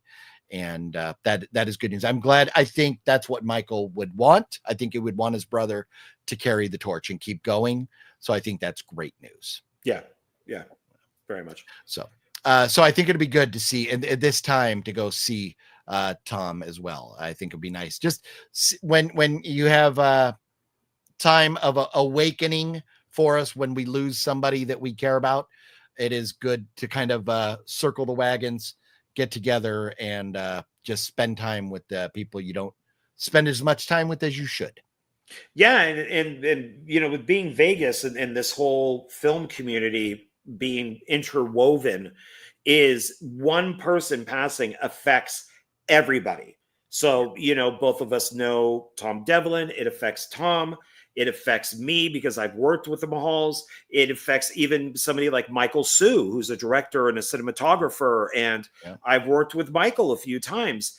And we were supposed to do something. Like, I'm supposed to contact him after we get off here, and we might do something tomorrow night. He worked with the Mahals on almost every movie they've made. Yeah. So that interview or that talk may not happen. So it's that one person, just the entire film community is just, just shuts down. And that's something that you and Michael Sue can do down the road. Sure. But if you do a conversation with him, maybe you kind of change the focus to his and your friendship with Michael Mahal and the projects of the Mahals, and kind of talk about that stuff. I think would be very nice. Yeah. So, and Jeff says, congrats on the 500, John. Thank you, sir. Thank you. There you go. Guys, everybody, guys and gals are very kind. Yes, they are. We love them, and that's the best thing, and why I love doing live streams so much as opposed to just recording and putting out there, because the interaction with all of our friends out there. We don't have fans, we have friends, and I love hanging out and talking and chatting with them all, even if they're just lurking in the shadows. Lurker, even if they're just lurking out there, he knows who he is. He's lurking. He, in fact, corrected me, and I should have mentioned something earlier about the lurker who's out there. Heck yeah, bro. Heck yeah, dude. There you go. All love, man. One love. Bowser, baby. Loves you, baby. Yes. Balzer, we do. We love you, baby. However he did that. We love you, Balzer. But no, so I didn't know, because I don't give a flying rat's ass about Karate Kid. I put on the thumbnail, I put Mission Impossible Danielson. This mission was Daniel. The mission was Danielson. Apparently it's SAN and not SON. My bad. So, I had no idea, but Balzer corrected me. Yes, so there you go. So Curtis, I would love to see you Saturday. It'd be awesome, Curtis. And Flippin' Gamer says congrats to John. There you go. How about them apples? Let's see. Is Curtis Kurt? Do I know you? Are you Kurt the man? Vegas? We'll find out. If he's in Vegas, I know Kurt Murray, who shot Aximus, and we worked on some other stuff together. Is that you? And I just neither one of us have really acknowledged Oh, each okay. other. So no, he's Curtis. Okay. Okay. Yeah. Was that your for Axmas? Was that your DP's name? Was Kurt Murray? Kurt Murray. He goes by a couple different funny. names, but yeah, if you look him Yeah. up on Facebook, it's Kurt Murray. So Oh, how that's what I funny. thought, wait How a funny. minute, maybe this Oh is well. Look at this from Pasadena. Also, your former neck of the woods. yeah. So, I lived in Pasadena for like 6 years, 5-6 years. Your guys' paths, kind of intersecting there a little bit, But anyways, a lot of fun tonight, John. Thanks for hanging Yes. out as usual. Of course. I look forward to Mondays. So I try to give my stuff at work, well, here, to make the day go by faster because I enjoy hanging out with everybody. So, and thank you, Fluffy, for the congratulations. So I appreciate that. But yeah, I look forward to these days. They are a lot of fun, and I'm very happy. I'm glad that you have become a permanent fixture here. I think it is added a much needed layer to the show of thank you. us being able to talk, but then also still get to the comments, because it is without the viewers, it does kind of take away. And if we're missing comments from time to time, we apologize. We love you. We're trying not to ignore you, but we always have so much to talk about. So there's a lot going on. So so look for us. I will post. If you're not, follow John, follow myself on Instagram, on wherever our links are down below. We will be doing stuff this weekend, and there are going to be some videos to come from that. So it's going to be a lot of fun. So John, have yourself a good night, sir. Thank you. Turn your ringer on so you hear my message tonight. Sometimes we'll get off and I'll message, not like together get off, but we'll get off the air here, and and then I'll send John a message, or he'll send me a message, and then we won't hear it for hours later or something. I just turned it off, so I will hear it. Yes, I forget all the time to turn it off, to turn mute off. So just in case, but we'll do the what we pick up at Zia video, so we don't need to worry about figuring out what we're gonna watch. But anyways, a lot of fun, everybody. Thank you guys. Have yourselves a good night. I think we will go home with I think the regular old outro. Why not? What the heck? Okay, bye.